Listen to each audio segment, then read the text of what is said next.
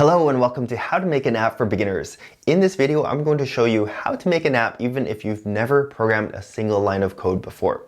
Now, by the end of these next 10 lessons, you'll have built these apps and user interfaces.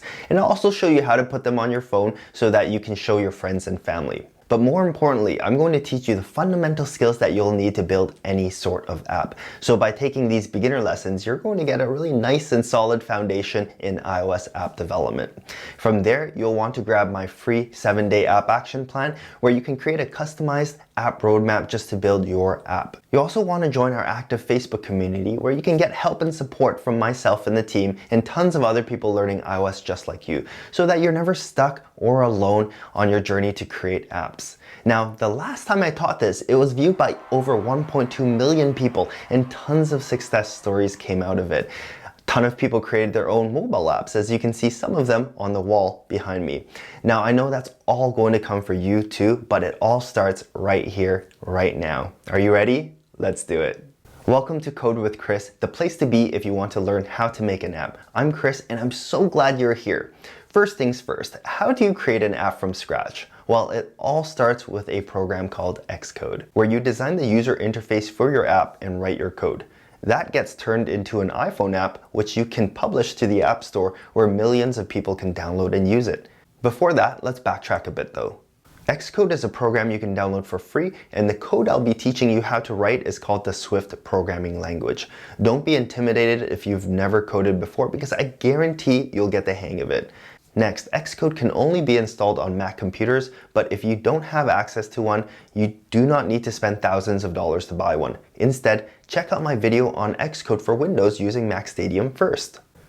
Alright, so with that out of the way, let's dive in and let me show you around Xcode. So the first thing you're going to want to do is to download Xcode if you haven't already. And all you have to do is hit Command Spacebar on your keyboard to launch Spotlight, type in App Store to launch it, and then in the search bar, type in Xcode, and that's going to find it. Now, I've already got it installed, so if you don't, you want to go ahead and do that. I'm going to warn you though, it's a pretty big application, so it does take a little while to install. And if you can't, if it gives you an error message or something like that, scroll down, check on the compatibility. If you click it, it tells you what version of macOS it needs.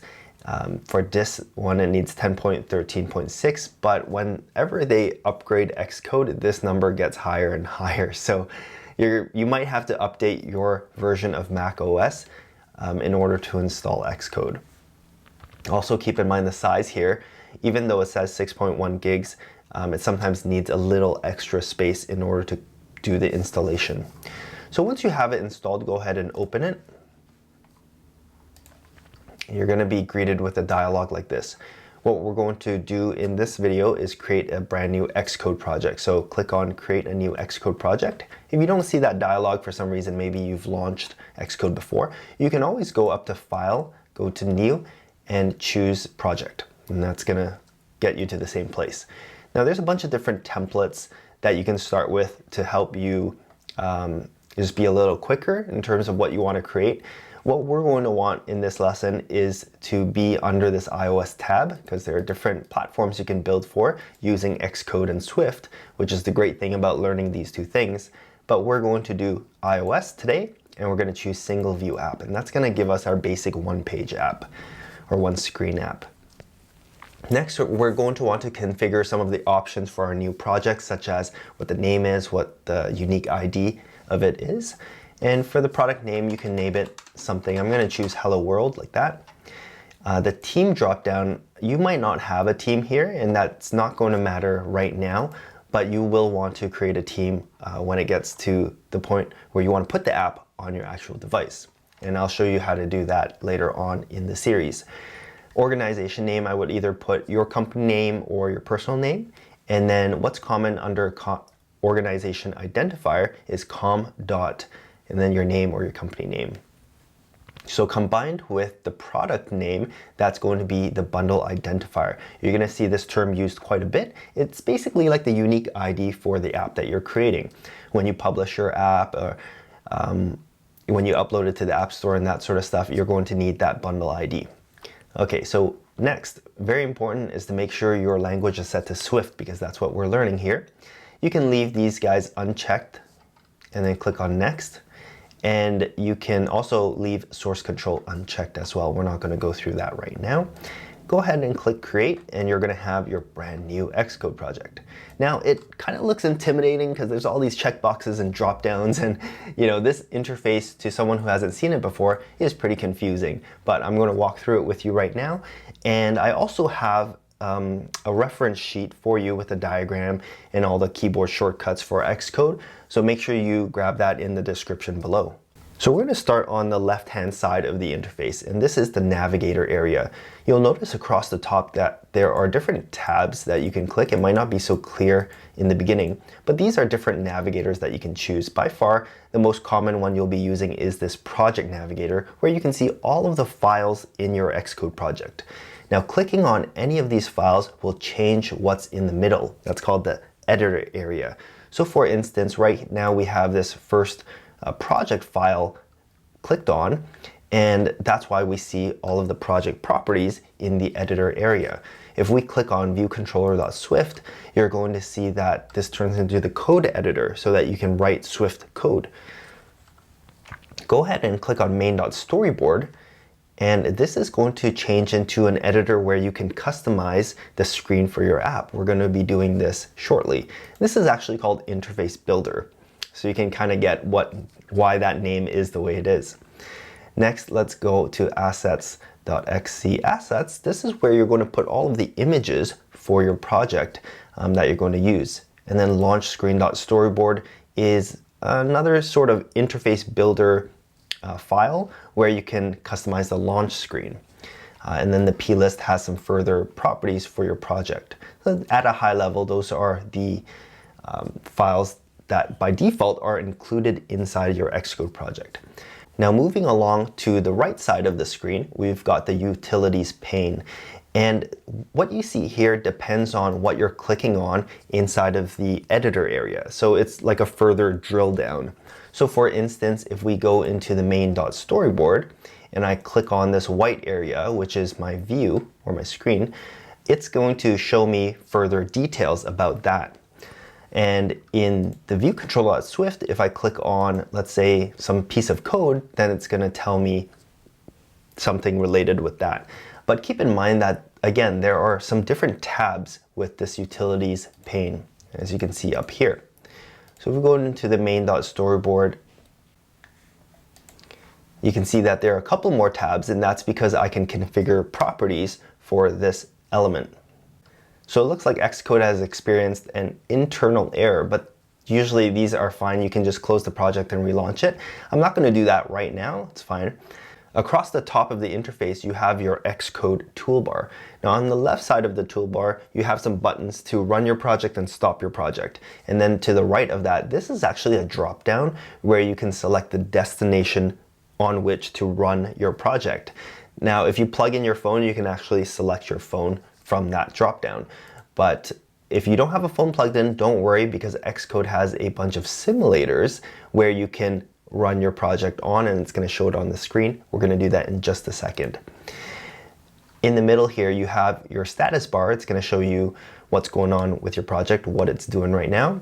And then on the right hand side, there are a couple of more controls here, which we're going to get to in a second. But in the rightmost part of that toolbar, you're going to see these buttons, which are really helpful to you right now. It's just to hide and show these different areas that we're talking about. If you click this middle one, you'll notice that it brings up this little tray down here that we really haven't talked about yet. And this pane down here is called the debug console. And when you're running your project and let's say an error happens, you're going to get some details about that error in this debug console. So by default, it's hidden. If you want to show it, all you have to do is click this button to bring it up. So these are the major sections of the Xcode user interface. It's not that complicated once you know, right?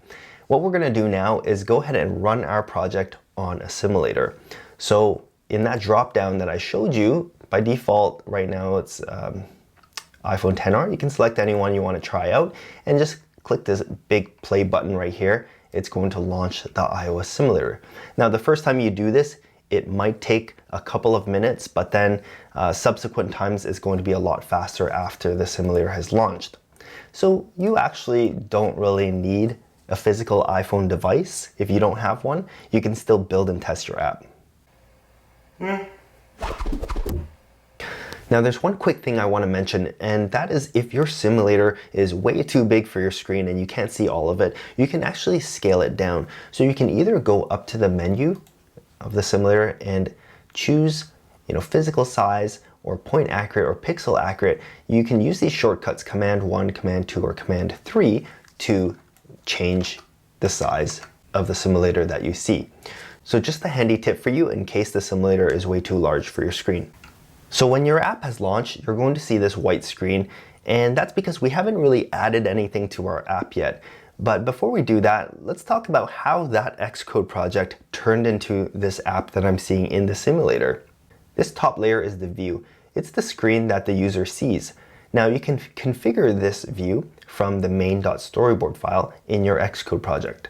The second layer under that is called the view controller. Now this code file is responsible for managing the view. For instance, when the user taps on the view, it's going to let the view controller know, and then you can write code inside that view controller to handle that tap, to either run some process in the background or maybe display some new information on the screen. You get the idea. Now this view controller is represented by the viewcontroller.swift file in your Xcode project. And as we said before, if you click on that file, the editor area turns into the code editor where you can write Swift code to manage the view. Now, if your app has multiple screens, in most cases, each screen is just going to have its own view and view controller. Now let's go back into Xcode and we're going to stop our project and we're going to add something to the view so that there's something to see.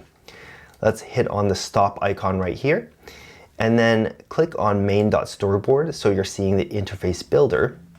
And now I'm going to introduce you to this button here called the library button. So if you click this, it's going to bring up a list of objects or UI elements that you can add to your view. Type in label to search for this guy, and all you have to do is click and drag it onto your view like this. Now you're going to see that label on your view right here.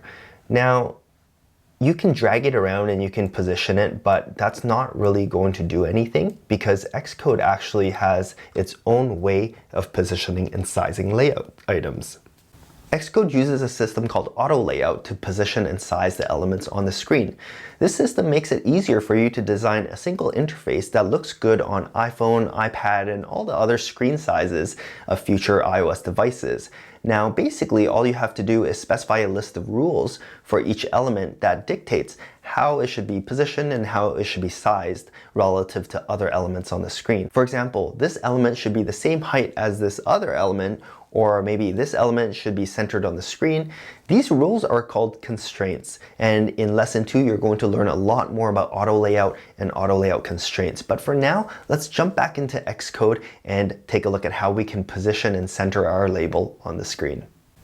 Alright, so back in Interface Builder, I want you to select your label just to make sure that it's highlighted, and then down here there are a couple of buttons where you can add auto layout constraints. So click on not add new constraints, but this button called align, because we want to basically align this label in the center of the screen. So we're going to check horizontally and vertically in container and then click add to constraints. And you can instantly see these lines here that represent the constraints you just added, as well as the label being centered on the screen. If you've made an error, don't worry, check it out right here. This is called the document outline, and it basically shows you all of the elements and all of the constraints that are in your view right now. So just open up constraints. You can highlight your constraints that you've added. Maybe you've made an error or something like that. You can either delete them right now. I can hit delete and get rid of them. Or if you highlight them in the utilities pane on the right hand side, in this size inspector, or there's different inspectors that you can select. Make sure that you're looking at either the attributes inspector or the size inspector, and then you can edit some of the properties for your constraint. I'm going to show you just deleting them right now off of the document outline, so they're gone. And I'm going to do it again. So you can hit your label now and you can go into align and select horizontally and vertically in container, and then add two constraints like that. The next thing we're going to do is we're going to edit that word inside the label. So make sure your label is highlighted, and then on the right hand side, again, make sure you're looking at the attributes inspector right here. Under text, you're going to be able to just type in whatever you want. I'm going to type in hello world, and voila. So click on the run button on your Xcode project, and it's going to launch the simulator once again, and you should be seeing something that looks like this. Congratulations, you've built your first app. To get a copy of the recap notes of what we went over today, as well as some practice exercises, just click right over here or find it in the description below. In the next lesson, you're going to be building this in Xcode.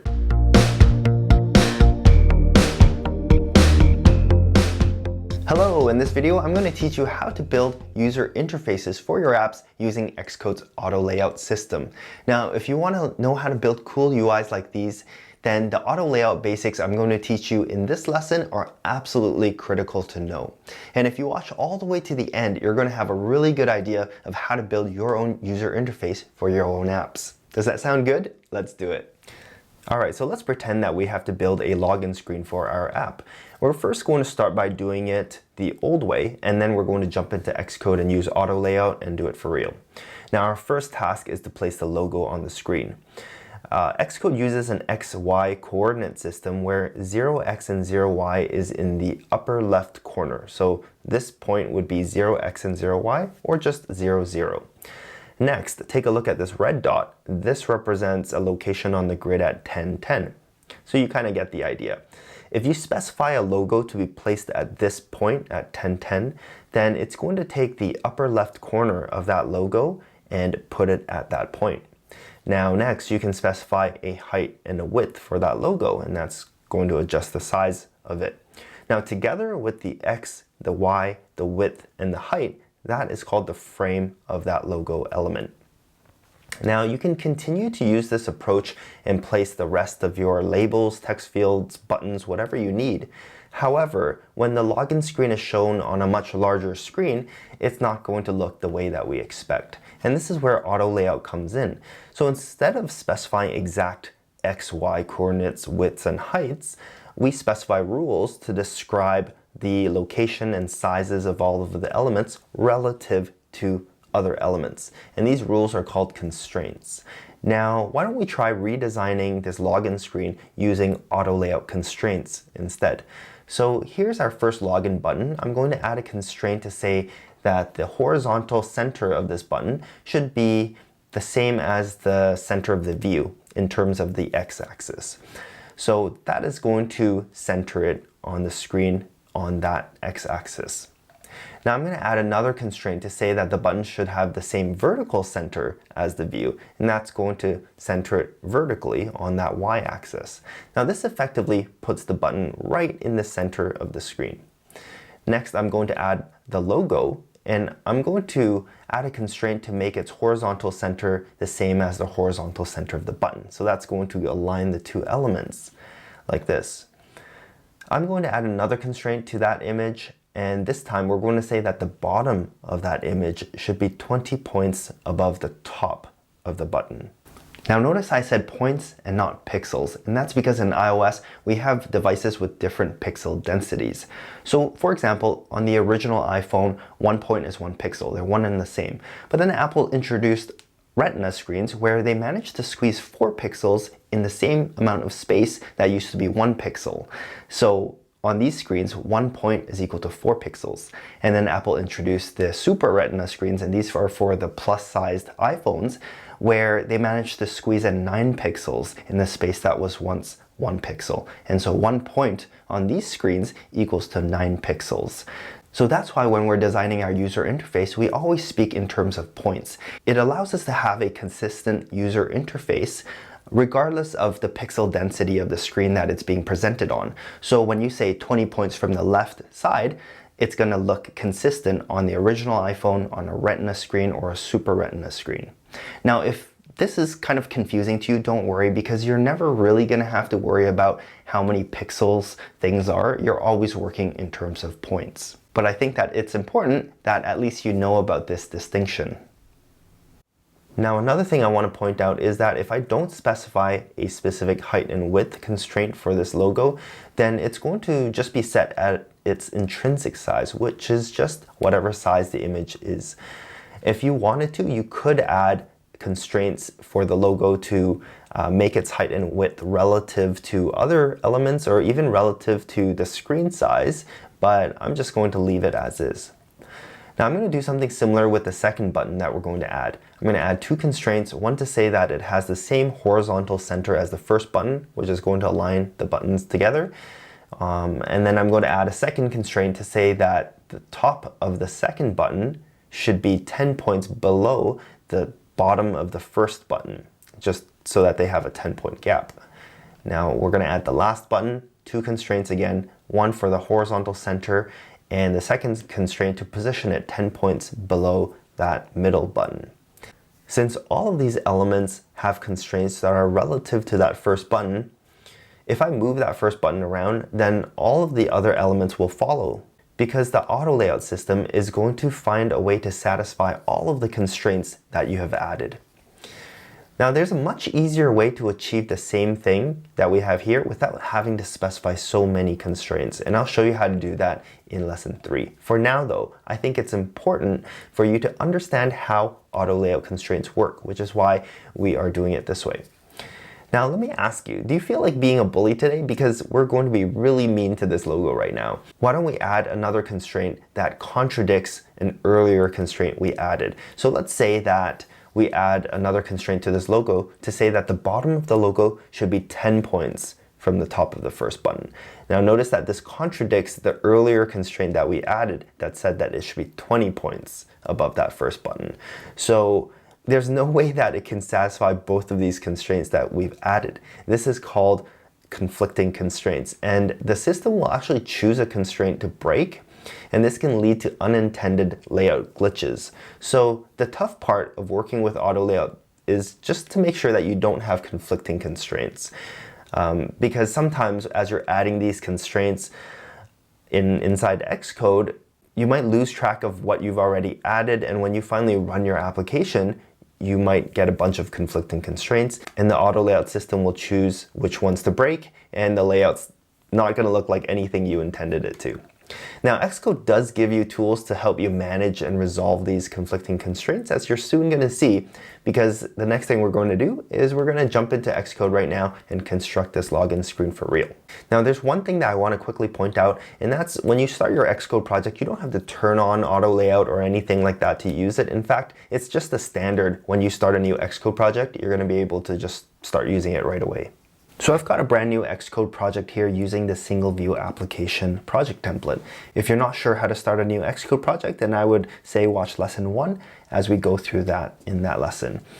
What we're going to do is jump into the main.storyboard, and we're going to get started. We're going to hit Command Shift and L, and that's going to pop up the object library menu, or you can just click on this guy up here.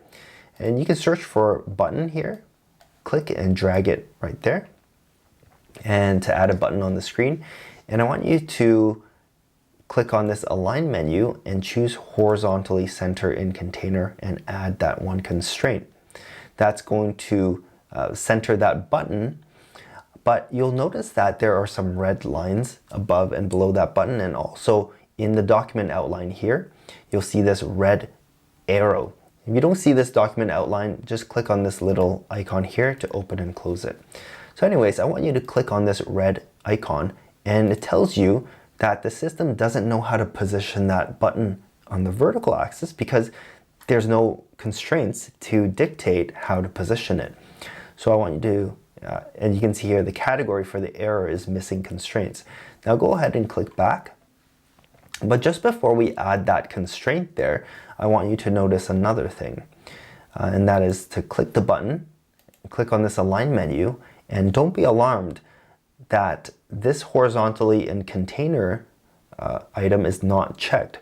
But you might ask, we just added that, why is that not checked?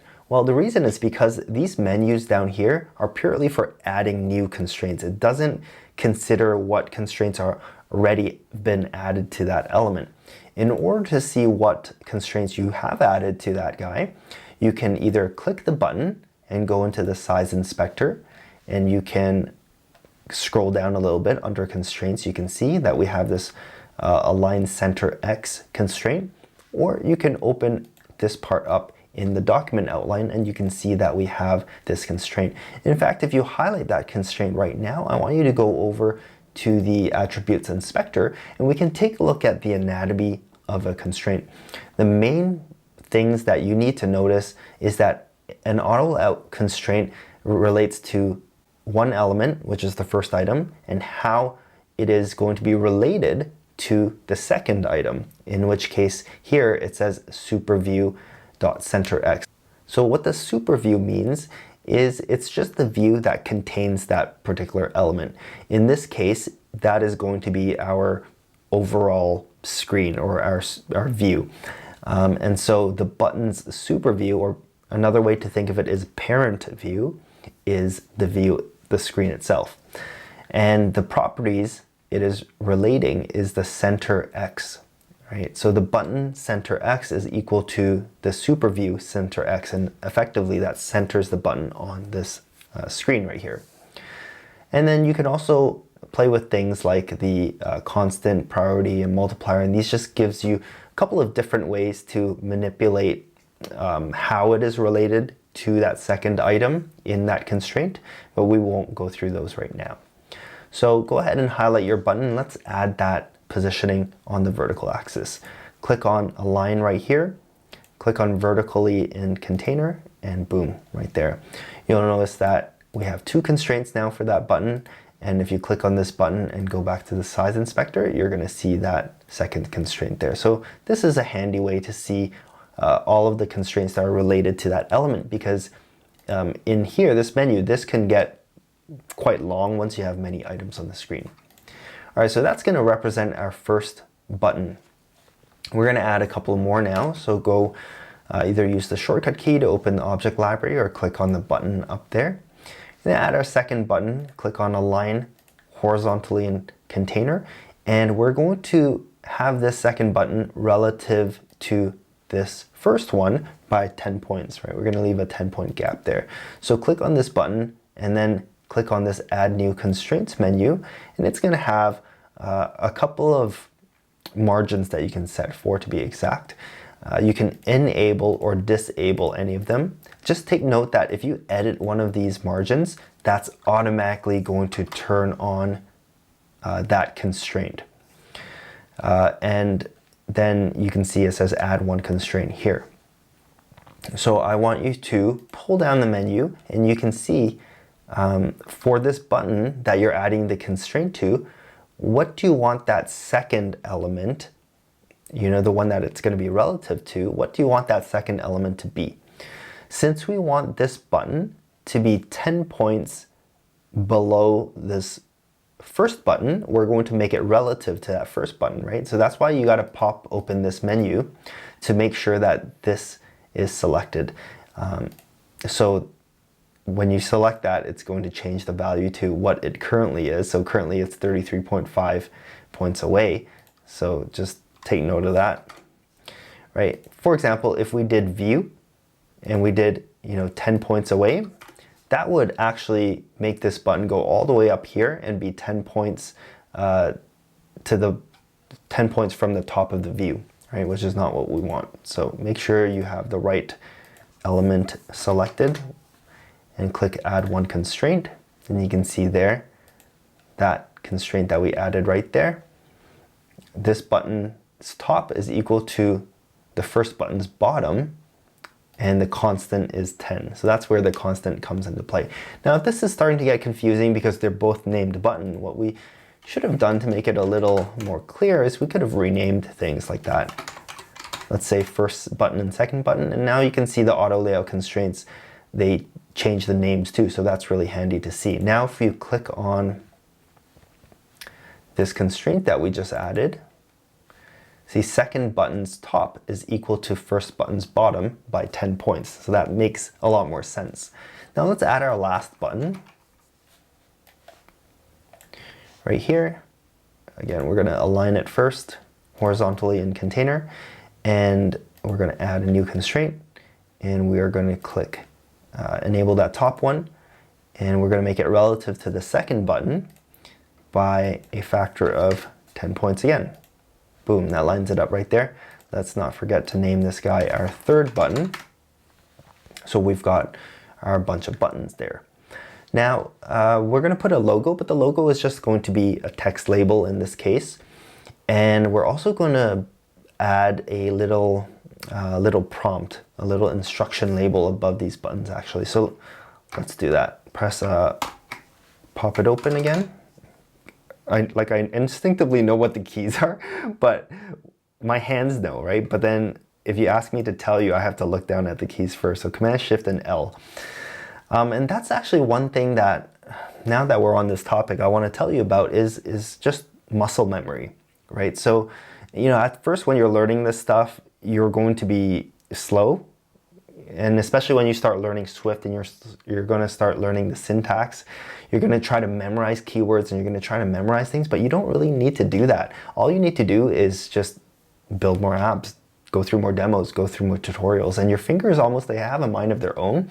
So your mind thinks, you know, I want to open up that object library, and your fingers, they just kind of like know what to do, right? You don't have to think, oh, I need to press Command, Shift, and L. Initially, it will be like that, but as you do it more, it's just going to be very instinctive. So I just want to point that out. Don't get discouraged if it doesn't come easy in the beginning. Now I added this right here, and you'll notice that there's a yellow error now. It's not red like before. Red meant error. Yellow instead means this element doesn't have any auto layout constraints. So why don't we position this? Also, we're going to position it horizontally in container, and we're going to specify the bottom margin this time. And we're going to say that it's going to be relative to the first button by 20 points, right? Actually, I want to show you one cool thing. It's going to save you a lot of time, hopefully. So let's say that when I dragged my label, it was over here. It was like almost on top of that first button. And you know, I want to position it relative to that first button by 10. So I go ahead and enable that constraint. I hit 10, pull down this drop down, but the first button isn't there. I can't choose the first button in this drop down. Why is that? Well, the reason is because your label is overlapping that first button, so it doesn't come up as a neighbor here. So you need to make sure, if you want to make, you know, an element relative to another element, you have to make sure that they're not overlapping. And sometimes they could still be overlapping even though they don't look like that in the view, because we mentioned the frame earlier in this lesson. If you check this button out, you can see that the frame actually extends beyond just the word button. You can see these white dots here. That's part of the frame. So even if the frame of the label is kind of touching the frame of the button, and you know, it's not like the text isn't overlapping, but at this point they could still be overlapping. In fact, yeah, they are. Okay, so I wouldn't be able to see that first button, but if I just drag it out a little bit more, I can then choose the first button. So hopefully that saves you a lot of time, because you might not realize that in the beginning. So let's add that one constraint. Boom, it's right there. Another cool thing is that, let's say I drag this away. You can see these lines, they kind of turn orange right now. And that's basically saying that the auto layout constraints for that label, they aren't taking effect right now because you like dragged it away. So what you're seeing on the view is not reflective of the constraints that you've added. To fix that, all you have to do is click this little update frames button. That's going to just run all the auto layout constraint rules, and that's gonna put everything where they're supposed to be according to the constraints that you have added. All right, so this label, we wanted this to say login or create an account. That's kind of what I wanted it to say, at least. Okay, we're gonna add another label. I'm going to drag it like that. We're going to put it in the center, and we're going to position this guy, bottom constraint, relative to this label right here, and I'm gonna say something like 30. And this is just me making up stuff right now. So I'm gonna call this social squid. And in order to put this in 2 lines, what you can do is actually change the number of lines from 1, change it to 0, and that actually means multiple lines. Now inside here in this label, you can actually do line break. If you just press Control Enter, then you're gonna be able to put a line break. And we're gonna center this, and we're just gonna change the font. Now you might not have Avenir Next, and that's completely fine. Next, let's add some text to these buttons. So this one is going to be sign in with Facebook, sign in with Google, sign in with email. Now I want you to notice that you can add an image to these buttons, and that is going to add a little icon beside the button, or you could also add a background image, which is what we're going to be using. And you can set background colors and stuff, so you can really go in depth with customizing your buttons.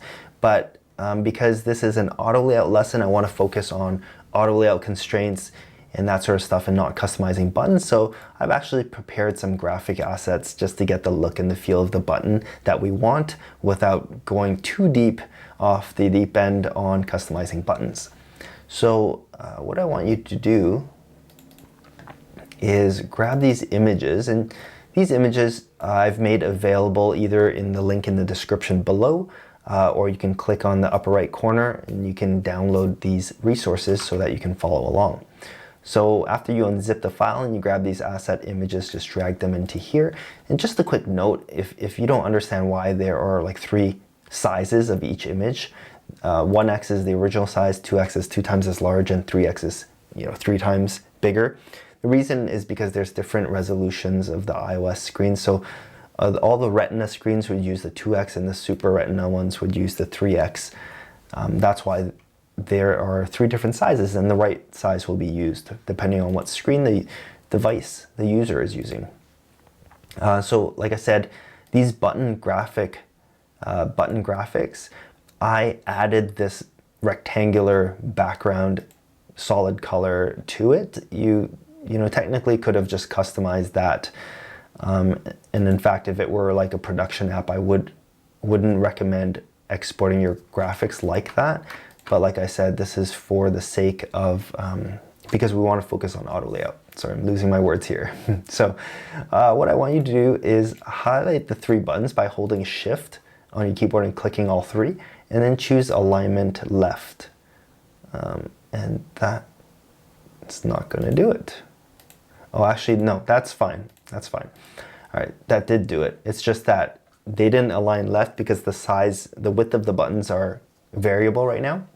So I want you to click on that first sign in with Facebook button and change the background to Facebook, right? And you can see it's gonna balloon up. We're gonna change that text color to white so you can actually see it. And you can actually adjust the text inside that button by going into the size inspector and just setting the content insight to something like 20, for example. So let's do the same thing for the Google button, but let's just change the background image first. And then in here, we'll change the content inset. And then we will change the font color to black. And so sign in with email, add the email image, and change the text color to black, and change the content inset to 20. And then we are going to add a background to this. So search for image view, and all I want you to do is just plop it anywhere. It's just going to cover something, and I want you to choose background, and then I want you to hit this add new constraints, and we are going to enable all 4 constraints, and we are going to change, we're going to unconstrain to margins. I'll explain to you what that means in a second, and we're going to change these all to 0. So by default, there are margins for text, for example, and because we want the image to go like edge to edge, ignoring all the margins, to all four sides of the screen, we are going to uncheck constraint to margins. Another thing to note is that there is something called a safe area, and because with the new iPhone 10s, there's like a notch. So the safe area is just an area where nothing will get obscured no matter what device you're using. So if you want, like let's say you're laying out text, then you definitely want to stay within the safe area. So how do you stay within the safe area? Well, by default, all the constraints you add will be relative to being in the safe area. If you don't want to be in the safe area, so for this image, we want it to go edge to edge. We don't want to go under the notch, like we don't want to leave any gaps to the left and the right of the notch. And so we want to go all the way to the top of the screen. We would pull this drop down and then we would say relative to the view. Okay, and notice that changes the number back to 72. So just click all of these drop downs here and choose view instead of safe area. So we want to choose view. Okay, and change these all back to 0. Okay, and now add 4 constraints, and that is going to stretch it all to all 4 sides. Now, if you accidentally made a mistake, that's not a problem. Just go into the size inspector for this background, and here are the 4 constraints you've just added. Double click any of them, and that's going to highlight the constraint. And then in here, you can pull down the drop down, and you can say, you can choose super view instead of safe area. So that's how you would fix it. Or you can just delete the constraint and re-add them. Now, the problem here is that our image view is covering everything, and that brings me to another important point, which is layer order. Now, if you look at this document outline, this is also called a view hierarchy. And the reason it's a hierarchy is because some of these elements, they allow you to put other elements inside of them, like they're a container element. Just like this view is. This view, what represents our screen here, contains all of these buttons, the labels, and this background image. Well, you can have other container views, and you can have like multiple layers, so it becomes a hierarchy. And anything that is closer to the bottom of that hierarchy in the same level is closer to the user. So for example, this background image, right? It's all the way at the bottom of this hierarchy at this level, and that's why it's the closest to the user, and it's covering everything else. We want this background to be at the back, right? We want everything else to be on top of this background. So all we need to do is click and drag this guy and reorganize it to the back. So now you can see we've just pushed it as the back element. You can ignore the safe area here. Actually, if you click this, you can see where the safe area is. But anyways, that background now is that backmost element. So all of these elements are above it. Now that we have our layout looking kind of like what we want, I want to quickly talk about conflicting constraints. So why don't we do that example that we did earlier by making this logo, adding a second constraint so that it is relative to this guy, but 10 points away from that guy. Keep in mind there's already a constraint that says it should be 30 points above this label. I'm going to add a second conflicting constraint to say that it should be 10 points. And instantly you can see that there's an error illustrating that there are 2 constraints. One says 30 and one says 10. And if you click down here, you can you click this little error icon here, you can see there's conflicting constraints. So what you can do, you can just delete one of them, right? So you can't actually delete it from here, but you can highlight one of them and just delete it. That's going to fix the problem. So also, when you run your app, and if there are conflicting constraints, it's going to tell you in the debug console in this area down here. Okay, so how do you check if your layout looks good on multiple devices? Well, there is this little option here. It says view as iPhone 8. You can actually click this guy open and change the device you're viewing it on. So let's say 10R. You can change the orientation. You can see that it is a little squished, although you can see everything. And there are certain things that we can fix up pretty easily, and some things where we're going to have to add constraints to fix a specific device. So in order to give you finer grained control of how your UI looks on different screen sizes and devices, there is something called size classes, and they're kind of like categories of devices. So because Apple has created so many different sizes of iPads and iPhones, while you can't configure them specifically for a device, you can configure your UI specifically for a size class or a category of devices. And Apple has organized all of their different iOS devices into different categories. So we're not going to get into size classes right now because this lesson's already running kind of long, but I do have a bonus video for you that we will go into size classes, and I'll tell you what they're all about and how you can set auto layout constraints for specific size classes but not other ones, so that you can change the look of your UI depending on whether or not you have more space or less space. So you can do that, but it's not a requirement right now. We don't really need to do that, but if that is something that you're interested in right now, you can go grab that bonus training.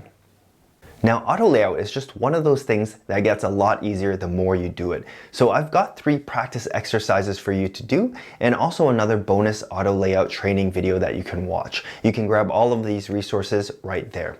In the next video, I'm going to show you a specific UI element that's going to allow you to reduce the number of auto layout constraints you need to add. It's going to speed up your design and construction considerably.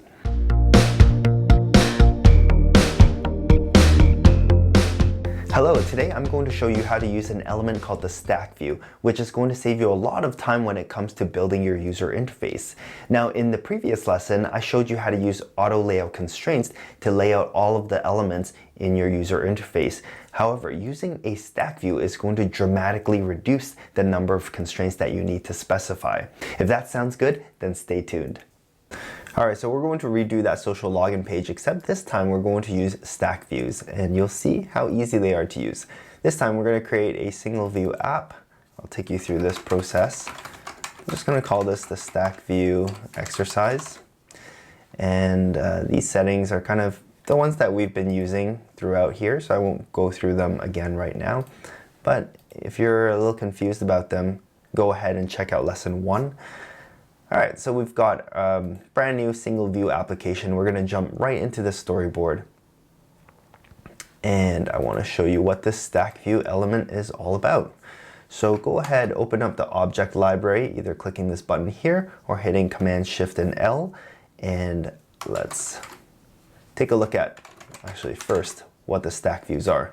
So we have a horizontal stack view and a vertical stack view. And just as the name implies, the stack view is a container element that allows you to put elements inside of it, and it's going to arrange them in a stack, either vertically or horizontally. So you don't have to, if you already want to arrange elements, let's say vertically, one on top of each other, you don't need to specify a whole bunch of auto layout constraints to arrange them nicely and align them together and all of that stuff. You can just use a vertical stack view, throw all of those elements inside, configure the stack view a little bit, and the stack view will handle everything else. So let's take a look at that. I'm going to drag a vertical stack view right there, and you can't really see it aside from this outline. In fact, if you click out of it, it's invisible because, like I said, it's a container element. So it by itself is not really a visible element. However, you will see it here in the document outline. And this is a very important point because since it's invisible on the screen, as you're adding labels or buttons or things into your stack view, it's kind of hard to drag them into the stack view when you can't see it in the view, right? And so usually if I'm adding elements into the stack view, I'll drag it directly into the document outline. So let me show you what that looks like. We're going to go grab a button, and we're going to just drag it directly into the stack view. And as you can see, with a little movement of my mouse, that little blue line either indents into the stack view, or if I move it out a little, it will become an element that is at the same level as the stack view. And if this is the case, then this button is not inside the stack view. It's in fact on top of the stack view. So in order to make sure that this button is inside the stack view, you need to just drag it and make sure that it looks like this, so that you can collapse and expand the stack view and you can see the button element inside of it. Let's add another element just so we can see some stacking going on, like that. So I've got 2 buttons. I'm just going to add a third one right here. So now the stack view has 3 buttons. And you can see I didn't put any auto layout constraints on these buttons. All I did was add them into our vertical stack view, and it's stacked them one on top of each other very nicely. Now, some of the properties that you can configure, just to go over them quickly with your stack view, is you can change the axis. So changing them to horizontal puts them side by side, and changing them vertical just puts them one on top of each other. Now, this means that when you're adding your stack view and you're choosing it from the object library, it really doesn't matter whether you choose horizontal or vertical, because they're both configurable to be either one. And so, you know, this vertical stack view here, all you need to do is change the axis if you want it horizontal. Now here are a couple of more fine-grained controls for how to position your elements inside. For example, I can just say spacing of 10 points. That's going to put 10 points in between each element. I can say 20, as you can see. It's just going to do that really simple, really easily. Now, if our stack view was a little bit wider, for example, if we stretched out the stack view to the edges of the screen, then I can show you what these are. In fact, why don't we do that? So we're going to grab our stack view here, and we're going to vertically align it in the container, and then we are going to stretch out the stack view 0, 0 on the left and the right. So if I click on the stack view, you're going to see that, well, that's the button right there. But this stack view, yeah, I can't really see the frame here, but I've stretched it out 0, 0 to the side. And you can tell because if you click on a button, you see that button width, it's all the way from the left to the right edges. So the reason why this button is stretched out all the way to the left and right sides is because of the alignment property that by default in the stack view is set to fill. So let's talk a little bit about alignment and distribution inside stack views. These two properties do take a little bit to wrap your head around because what they mean changes depending on whether you're looking at a vertical stack view or a horizontal stack view. So let's talk about distribution first. In terms of this vertical stack view, we've got this much space. You can see the white segment here, and we've got 3 elements inside stacked one on top of each other. Well, distribution is basically means how do you want to distribute the space to these 3 elements, right? In terms of how they are stacked vertically. On one hand, we could give each of these elements an equal amount of vertical space. On the other hand, you know, in the case that each of these buttons is a different size, like let's say they're a different height, we could use fill, which means that you're going to give the first element whatever amount of space it needs, and then you're going to give the second element whatever amount of space it needs, and then the third and fourth and so on and so forth. So each element kind of gets the amount of space that they need. In our case, all 3 buttons are uniform, so whether we choose fill or to fill equally, it looks the same. Fill proportionally, equal spacing, and equal centering are also other options. They're just different ways of distributing the space, and it's kind of hard to explain, so I recommend that when you do the exercise for this lesson, just play around with these options, take a look at what's different about them. But the best way, I think, to think about distribution is how do you want to distribute the space for the elements inside your stack view. Now, in terms of alignment, I always think of that like a word processor. So let's say you're writing a word and you're writing a paragraph, and you can either left justify it, you can center it, or you can right justify it. Well, alignment is the same. So right here, by default, it's set to fill, which is why it stretches out that button to fill up the entire space of the stack view. So that's what fill means. If you chose leading, center, or trailing, it wouldn't stretch out the element. Instead, it would either left justify it, center, or right justify it. So I can show you that. See, leading makes it go there. This is centering,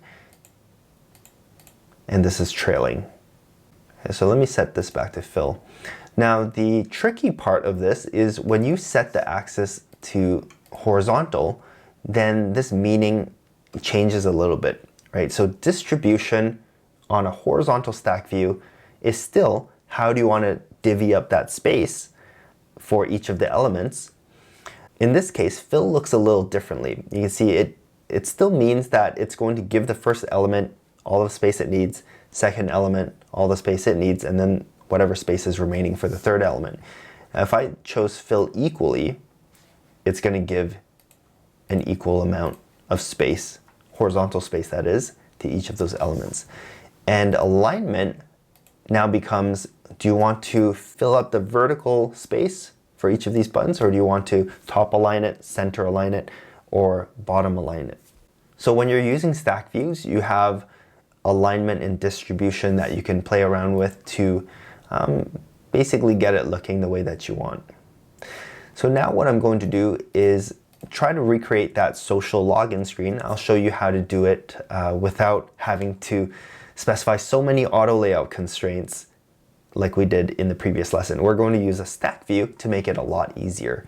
So let me first remove the constraints that we added to the stack view. So we're going to delete those 3 constraints, and we still have 3 buttons inside the stack view. And what we're going to do is we're going to add the image assets, and you can download these in the link in the description. So these are the same assets we used in lesson 2. So let's use these buttons and let's set the background image for them.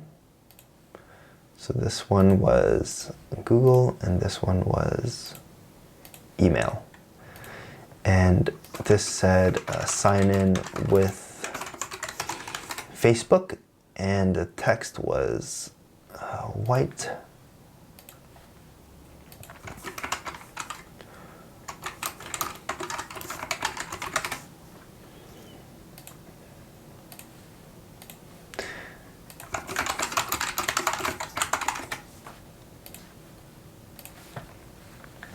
So in order to align these buttons one on top of each other, I just have to change the spacing to 10, which is what we had in the previous lesson.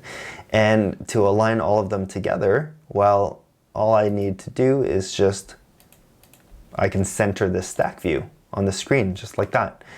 So all I've added are 2 auto layout constraints to this stack view. But other than that, the stack view is taking care of all of the arrangement of these buttons inside. And so I think what we also had was a label here. And yeah, so this label is going to give this equal space here. I might not necessarily want that. Choose a sign in method below. I forgot the exact wording that we used, but that's okay. So if I didn't want to give so much space, vertical space to this label, then maybe instead we can try using fill, right? Instead of fill equally. So you can see clearly the difference in that distribution setting right there. Now, as for the logo, because I want the logo to have a lot more space between the label, this label here, and the logo above, I don't want to necessarily place the logo into the stack view, because in this stack view, I can just choose a blanket spacing, and that's going to give a spacing of 10 everywhere. So instead, what I'm going to choose to do is I'm going to put the label above the stack view right there. Oops, let's undo that.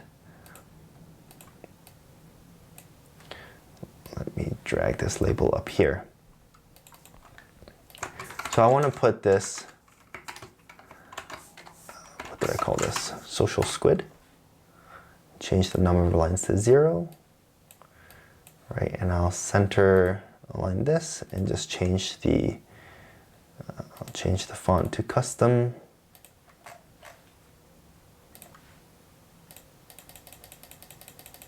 And change it to like a bold type of font. And this one, I will just horizontally align it, and I will make it like maybe 40 from there. So it's going to look like that. Because I want there to be a spacing of 40 instead of 10, that's why I don't want to put this label inside of the stack view, because otherwise, you know, I wouldn't be able to have this bigger spacing here. And lastly, we need to add the image view. And you notice that I'm dragging things into the document outline now, and sometimes that's just a lot easier to do. So I'm going to set the background image view to the background image asset that we have, and I am going to uncheck constraint margins, and I'm going to choose view. I explained why we do this in the previous lesson. It's because we want it edge to edge regardless of margins or anything like that. And then let me set all of these to 0. Let me add the 4 constraints, so we have this image now. And furthermore, because it's stretched like this, I'm going to change the content mode to aspect fill. And that is going to maintain the aspect ratio of the image while filling up the entire image view. And so we've got something like this. So now that you know how to use stack views and auto layout constraints, we're ready to build the UI of our next app, the War Card game. As always, I have recap notes and an exercise for you. Just download it right there below.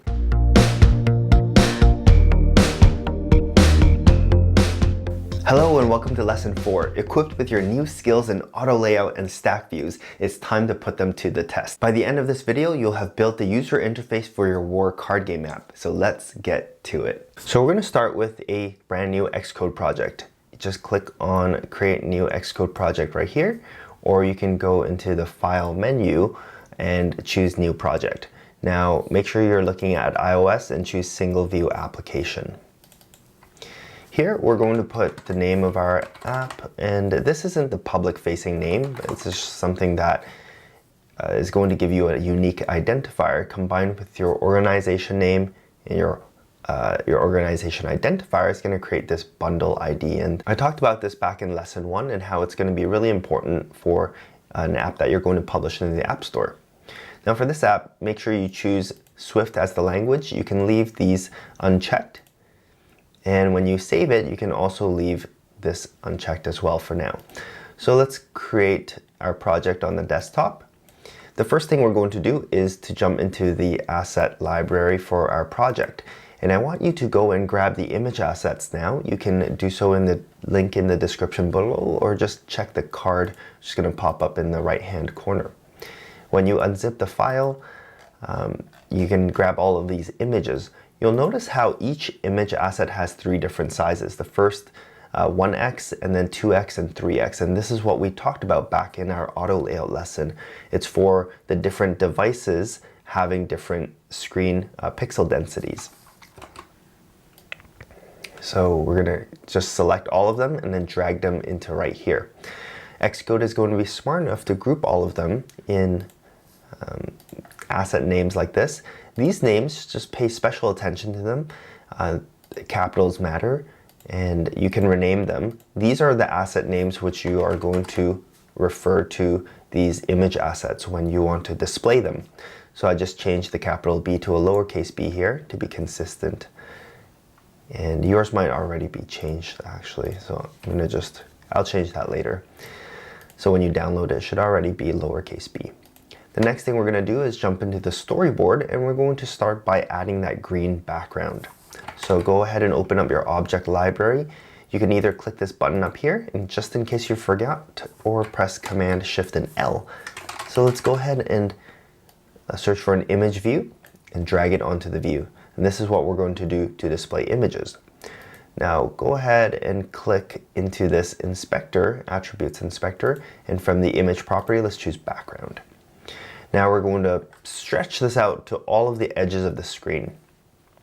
Make sure you have that background highlighted and then click this add new constraints button. And we're going to want to uncheck constrain to margins because we want it to reach to the edges of the screen, ignoring margins. So leave that unchecked. Or actually actively uncheck that because by default it is on. The other thing you want to do is pull down all these little drop downs and choose view instead of the safe area because we want to specify a margin that is relative to the view rather than the safe area. And just in case we didn't go through what the safe area is, if you go into the document outline right here and you click on the safe area, it's just that blue highlighted area is the safe area, and it's a place that's guaranteed to not be obscured by anything. So for example, the iPhone 10, 10R, 10S, and those ones, they have a notch at the top, right? And so the safe area is actually below the notch. So anything that you put in the safe area is guaranteed not to be blocked by elements like that. And especially if you can flip the orientation so that notch could be at the bottom or it could be, on any of the sides, the safe area will guarantee that it won't get obscured by that notch. Anyways, going back to our background image, make sure you have it highlighted again. Click on this menu. We're going to have to start over. So uncheck constraint to margins and then choose view for all of these guys. Before you change the numbers in here, I would pull out down this drop down and change it to view first. And then go back and edit all the numbers to 0, making sure that all of these red margins are enabled. It's going to say add 4 constraints down here.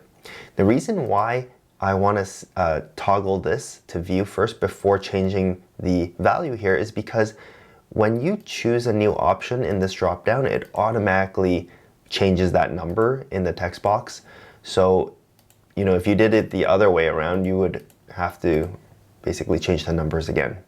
So that was just to demonstrate. Let me just double check that all of them are still set to view. Okay, so let's set these to 0, add 4 constraints, and you should see your background stretch to all 4 edges.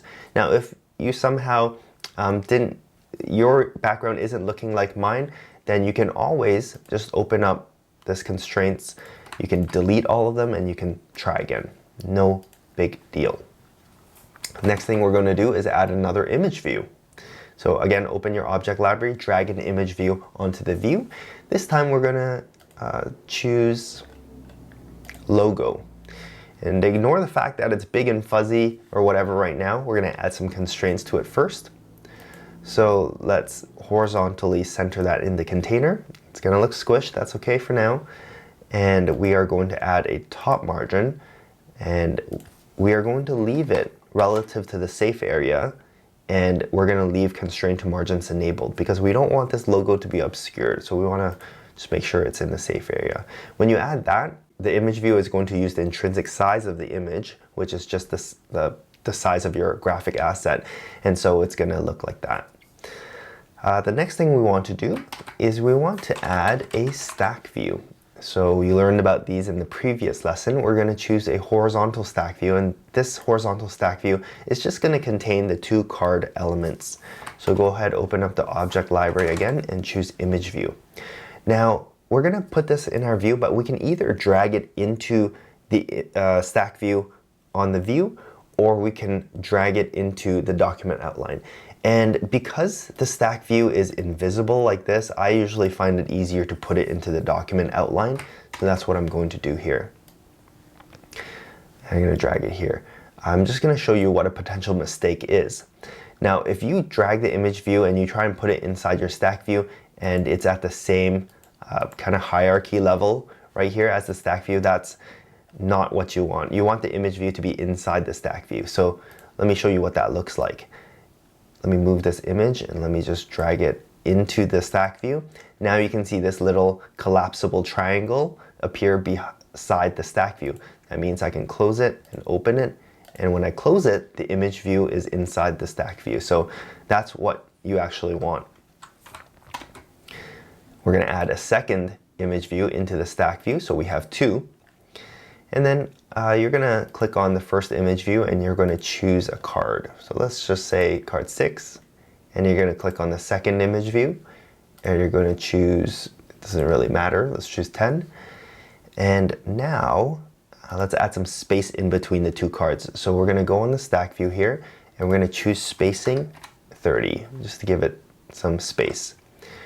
Now before we align the stack view onto the screen, I want to put this horizontal stack view into a vertical stack view along with a button. So we're going to add the button first. Let's drag this button down here. And let's configure this little button a bit. For the image property of the button, why don't we choose the deal button? And actually I want to make one little distinction here. You can choose background or you can choose image. There's a slight difference. So for the image property, it's going to put that image beside the button text. But if you choose background, that image is going to appear behind the button text. So that's what that distinction is. All right, so now we have our deal button and we have the two cards here. I'm going to put all of these elements into a vertical stack view.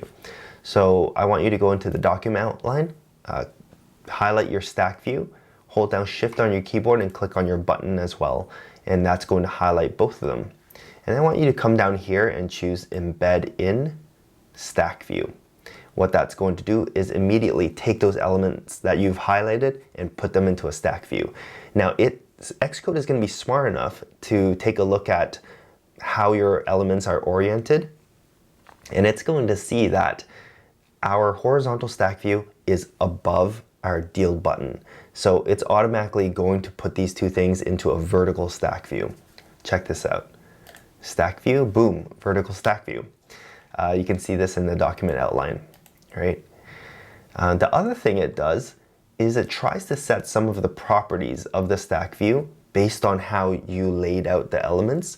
So for example here, it set the alignment to center, the distribution to fill, and the spacing to 46 because that was the amount of space we had between the horizontal stack view containing the cards and the deal button. Now I'm going to change that a little bit. I'm going to say I want it 30 instead of 46. And now let me rename this in the document outline, because as soon as you're going to have more and more elements and you're going to have a ton of stack views or a ton of image views, things can get confusing. So you might have noticed for these UI image views, when we've set the image property of it, it automatically changes the name of that image view in the document outline. So that's helpful. But for the stack views, they're all just going to say stack views. So for this one, I'm going to say cards. Yeah, you can name it anything you want. Let's say cards and button stack view. Right, and for this one, maybe cards stack view. Okay, and for the button, you can name these two. Right, so now let's collapse this and let's position this stack view onto the screen. So make sure it's highlighted. We're going to choose horizontally, center and container, as well as vertically. And that's going to effectively center the whole thing onto the screen. Now I'm going to make a slight adjustment here. I am going to go into the size inspector while I have this stack view highlighted, and I'm going to take a look at the two constraints we added. I'm going to double click the center Y constraint, and this constraint is basically putting it in the center of the screen on the Y-axis. I want to move that whole stack view down a little bit because I want to make sure that when you're holding your phone, your thumb can reach high enough to hit that deal button. So I'm actually going to change this constant, and I'm going to add 20 points to it to bump it down just a little bit. So just as review, I want to tell you this center alignment constraint is basically saying that the center Y of that stack view should equal the center Y of the entire view plus 20 points. That's what the constant is there for. That's why it gets bumped down a little bit. All right, so the next thing we want to add are the score labels. So why don't we open up our object library again and choose vertical stack view. I am going to just put that there in the corner, and then I'm going to add a couple of labels. I'm going to drag them directly into the document outline into that stack view. I'm going to drag 2 of them. So make sure that when you close the stack view, the labels tuck inside the stack view. All right, and now let me edit some properties of this first label and make the color white, and I am going to change the text to player. And for the second label, I am going to change it to 0. I'm going to change the color to white. And click this guy right here and change the font size to 40. Now I'm going to highlight the stack view because we want to position this in the lower left-hand corner. I'm going to choose this one, the margins, and we're going to make sure that constraint to margins is on and that it's relative to the safe area. It should be by default, right? And we're going to set the left one to 20 and the bottom one to 20, and this button should say add 2 constraints, and that's just going to position it there. There's one more thing I want to do, and that is to change the alignment to leading. So that's going to make sure that those elements inside that stack view are left aligned. Let's change the name of this, player score stack view. Now we're going to do the same thing for the CPU score on the right hand side, but this time I'm going to add the labels first, just to show you again the 2 different ways of adding stack views. So I'm going to drag 2 labels here, and check this out. You can do this. You can select both of them. Remember, you hold down Shift in order to select, click and select both of them. And I can change the properties for both of them at once. However, at this point, if I change the text, it's going to change it for both of them. So let me unselect them and just select the first one. And I'll change this to the CPU. I'll select the second one and change this to 0. And then I'm going to change the font size as well to 40. And now I'm going to select both of them again by holding down Shift. And then I'm going to click Embed In and choose Stack View. Now remember, when you do this, it automatically determines which type of stack view is the best, horizontal or vertical. And obviously, because the elements were on top of each other, it chose vertical. But it also sets some properties for us which we might not want. So make sure you highlight that stack view. Let's go here. See, spacing, it's set 3. So I actually want that to be 0, just like the other player stack view. In alignment, I actually want it trailing so that it's on the right-hand side. Now let's put some margins on this stack view. So make sure you have it highlighted. Click on this guy. Make sure constraint to margins is on. By default, it should be relative to the safe area, which it is. Let's change 20 and 20. And then down here, it should say add 2 constraints. And there you have it. So you have something like this. Now I want to test this user interface to make sure that it looks decent on all screen sizes and orientations. So the way you can do that inside Xcode is down here. It says view as iPhone 8. And so far we've been designing this as iPhone 8 in portrait. But if you click this open, it's got a little tray, and yours might actually show the devices if you've got enough space on your Xcode interface. If not, you're going to get this sort of drop-down menu like I do. So let's first flip this into portrait. Actually, before we do that, make sure you press Command S and save, because Xcode sometimes can crash. You know, that's not out of the realm of possibility. So change orientation. Let's change it to landscape and take a look.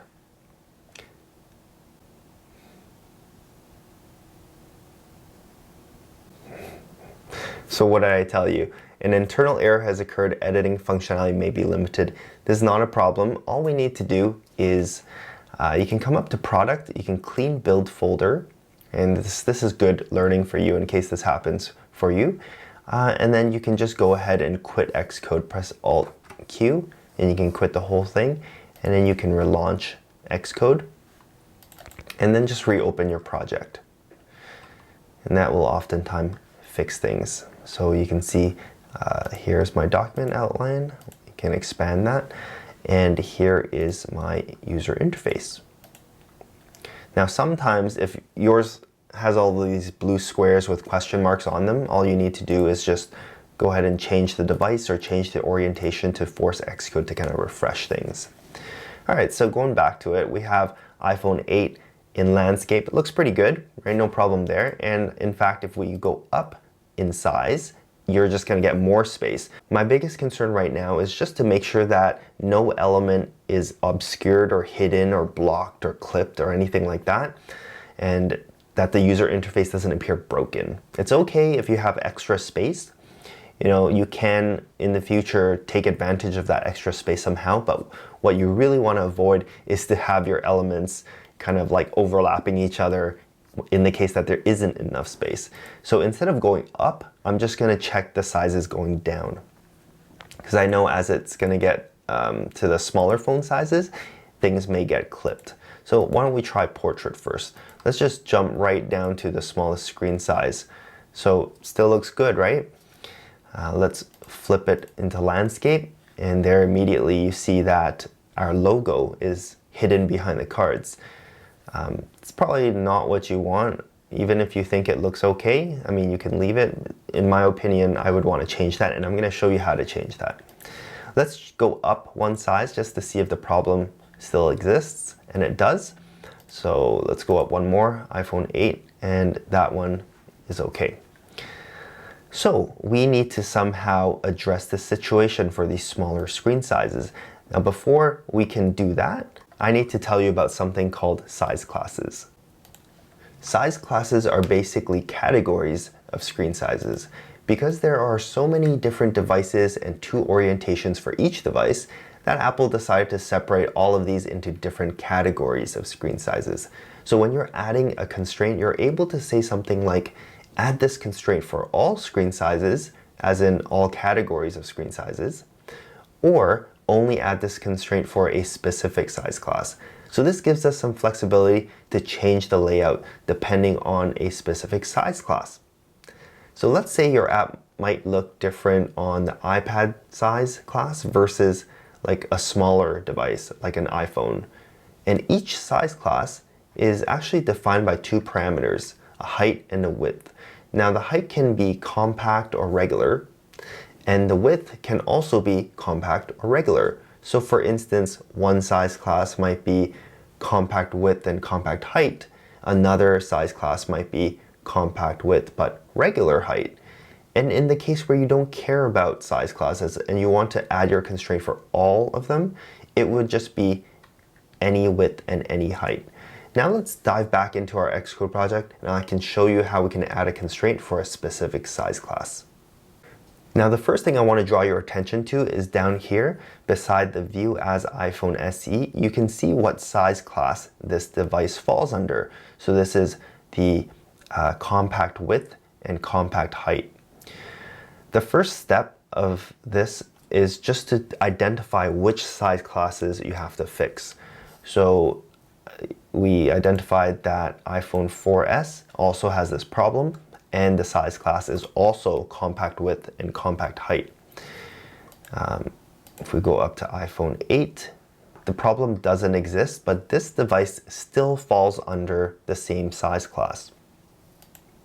iPhone 8 Plus, this one's a different size class because it's regular width and compact height. So what we're going to do in order to fix this overlapping problem is add some specific constraints or variations of constraints to this specific size class, so that if the user is using a device, the iPhone SE or the iPhone 4S, in the landscape orientation, these specific constraints that we add are going to take effect, and they're going to correct that layout for them. So let me show you how to add constraints to a specific size class. So with the size class that you want to add your constraints into, choose Vary for Traits, and then we want to introduce variations, and that's just the specific constraints that I was talking about. We want to vary them based on both the width and the height. And that's going to target this specific compact width and compact height size class. Now this section turns blue and it tells you which devices fall under this size class. And you can see that it's the iPhone XS in landscape, the iPhone 8 in landscape, the iPhone SE in landscape, and the iPhone 4S in landscape. So any specific constraints you add right now to this size class is going to affect all of these devices in this orientation. So just keep that in mind. Now let's take a look at what sort of constraints we can add in order to correct this layout. Let's click on the cards and buttons stack view. So the first thing I think that we can do is just to shorten up the space between the button and the two cards.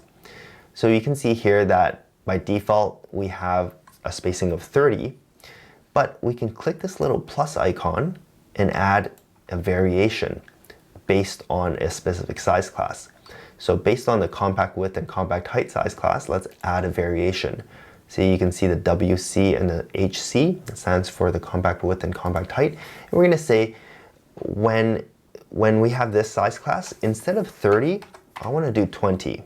And so that's gonna fix the problem a little bit, but I'm going to add a couple more variations to completely solve the problem. I think the next thing we wanna do is take a look at this logo. And we want to make it a little smaller for these size classes because the logo isn't a functional part, so I think I'm okay with making it a little smaller. Now we don't have any sort of height or width constraints for this logo, but what we can do is add a height constraint for the logo right now that will only take effect for this compact width and compact height size class. And so we're gonna, with the image highlighted, we're going to open up this add constraints button and we're gonna add a height constraint. And you can see right now it has a height of 67. I'm gonna change that to, or add a height constraint of 55. And when I add a new constraint now, it's going to be only specifically for this size class right here because this part is blue. If this part wasn't blue and it was just gray, then any constraints I add, just like we were doing earlier in this lesson, applies to any width and any height. So it's like all the size classes. All right, so let me add this height constraint of 55 to the logo, and it's only gonna apply for this size class. Boom. All right, so this logo looks a little squashed now, but we're gonna address that in a second. The first thing I wanna do is just show you the constraint we added and how you can tell that it's only applying to a specific size class. So let's click on this height 55 constraint, look on the right hand side, and you can see installed. This means it's only applies to the compact width and compact height size class. And up here it says there is nothing here. This is really the any width and any height size class. So this is unchecked. It's basically telling you that in normal circumstances, this constraint is not installed, it doesn't exist, but on this specific size class, it does take effect, it is installed. So that's how you can tell. All right, so now we're going to address the situation or the problem that this logo is kind of squashed. And if you click on it, it all goes back down to the content mode. And this would be a great chance for me to show you the different content modes. So let me first change the background temporarily to blue so you can see kind of where the boundaries of that image view are. So by default, set the scale to fill. As you can see, it pulls the image until it fills up that entire image view, right? Let's check out aspect fill. Now aspect fill will maintain the aspect ratio so it doesn't stretch the image. However, it's going to start enlarging that image until that image view is completely filled. And what that means is that some parts of your image might exist outside of the boundaries of the image view. Now that might be okay for you and it might not be. It really depends on what sort of layout you have. Another option you can have if you don't want things that are falling out of your image view, you can enable clip to bounds, and you can see when I click on that, parts of the logo just get clipped off, right, where the boundaries of the image view are. And so that's what clip to bounds means. But really, the setting that I do want here instead is aspect fit. Right? So this is going to maintain the aspect ratio, but it's only going to stretch the image to the point where it fills the image view but doesn't exceed its bounds. So that I think this is a good way to see the differences between those content modes. So I'm going to choose aspect fit. I'm going to choose clear color as the background again. All right, so here it's starting to look a little better. You know, things aren't overlapping. But if you take a look at the bigger screen sizes, let's say this one right here, or the 10S, there's another thing that I want to do. I want to bump this down a little bit. So I'm just going to go back to the smaller screen sizes first, just to make sure that, oh, Xcode might be. All right, so I've got that internal error thing again, but it's just something we're going to have to deal with. All right, so I'm still varying for traits. I'm still going to move on. I think this is fine. Now, I'm going to select my cards and buttons stack view. I'm going to go into the size inspector. And remember we added this vertical centering constraint. And we added a constant of 20 to bump it down a little bit. Well, with this size class, I'm going to add a variation. I'm going to click this little plus icon. For compact width and compact height size classes, I'm going to add a variation, and we're going to bump it down even more. Boom. So to me, that looks a little more centered. So for these size classes, it's going to do 30 below the center, and for other ones, it's going to do 20. And then just double check that it looks okay on the other ones. So we've got the 4S, SE, the 8, and the 10. So I'm going to click Done Varying.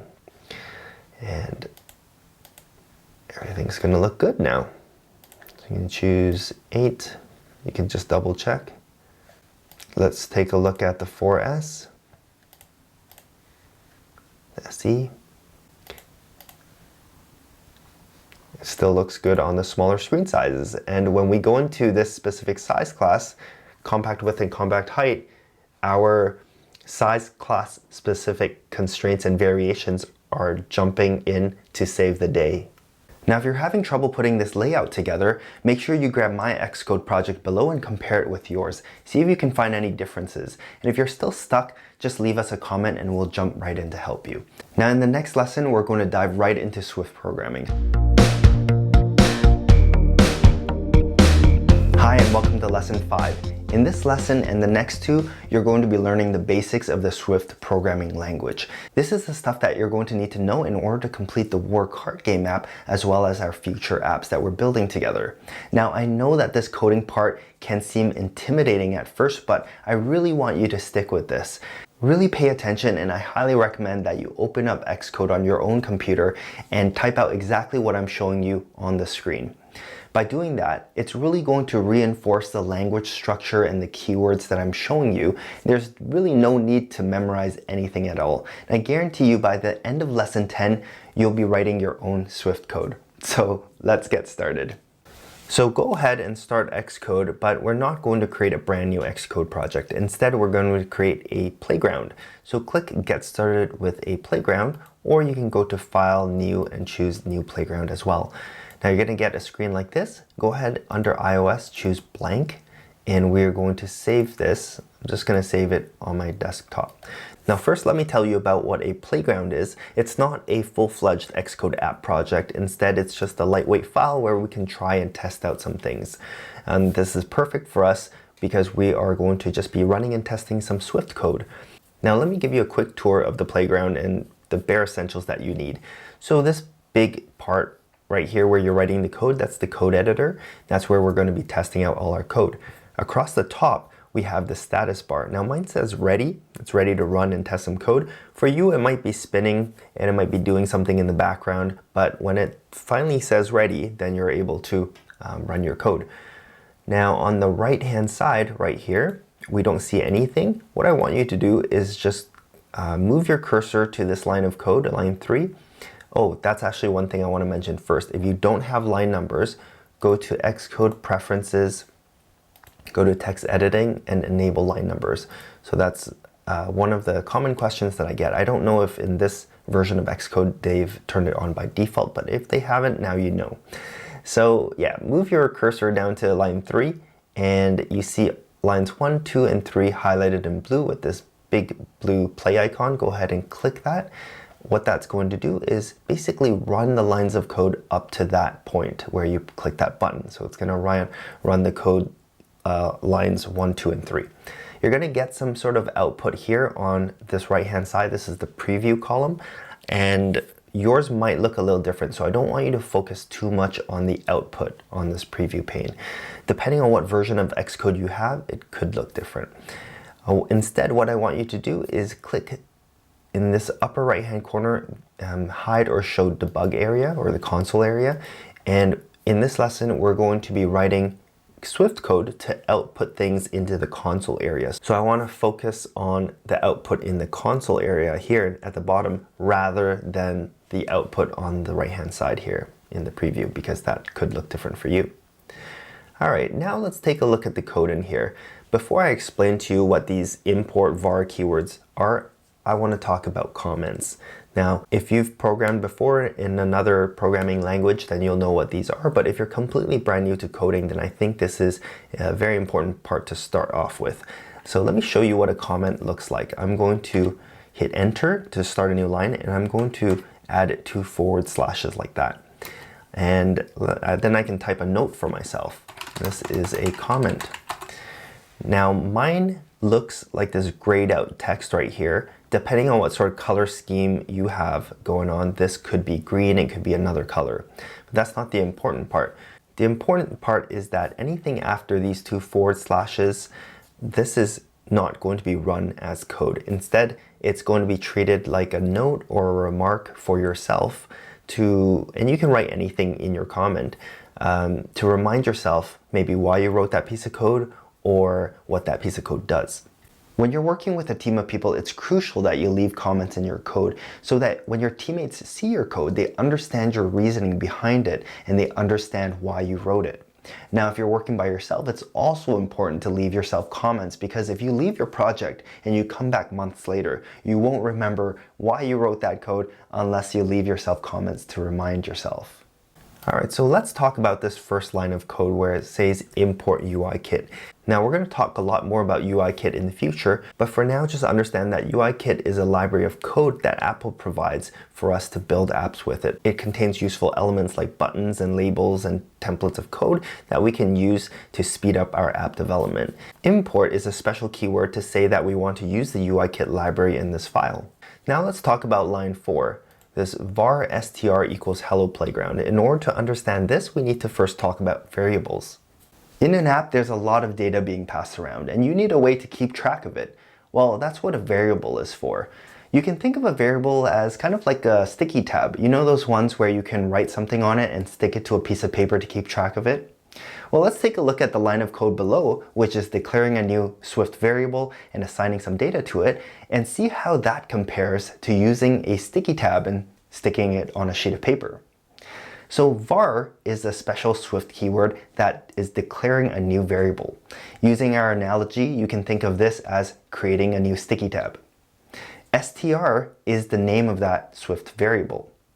In the case of our analogy, str is what you write on that sticky tab. Now, hello playground is the piece of data that we want our variable to keep track of. In our analogy, that would be the sheet of paper that we're intending to stick the sticky tab on. And finally, the equal sign is us actually assigning that piece of data to that variable.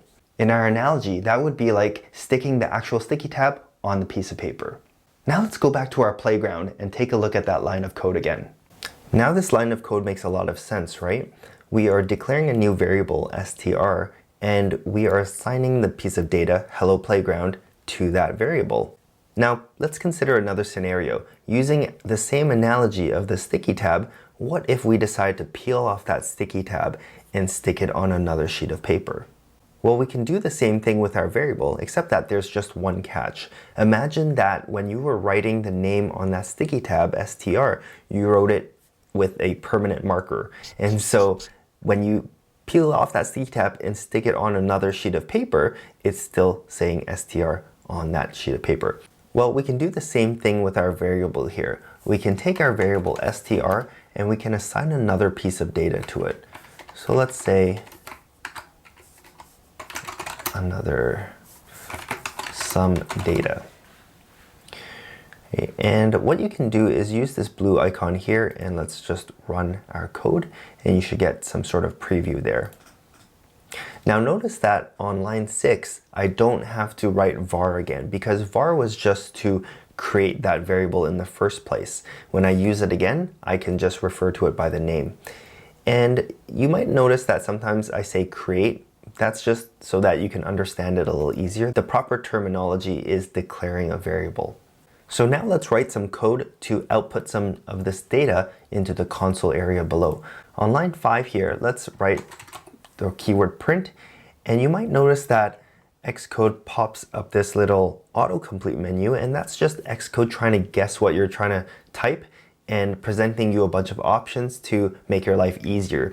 Now, while you can select some of these options, that's not what we're going to do right now. We're going to open up a round bracket and we are going to type str, and if you don't have a closing round bracket, you should just type it. What we're going to do now is just bring your cursor down here to line 7 or at the end of your code file and click run, and you should see hello playground down there below.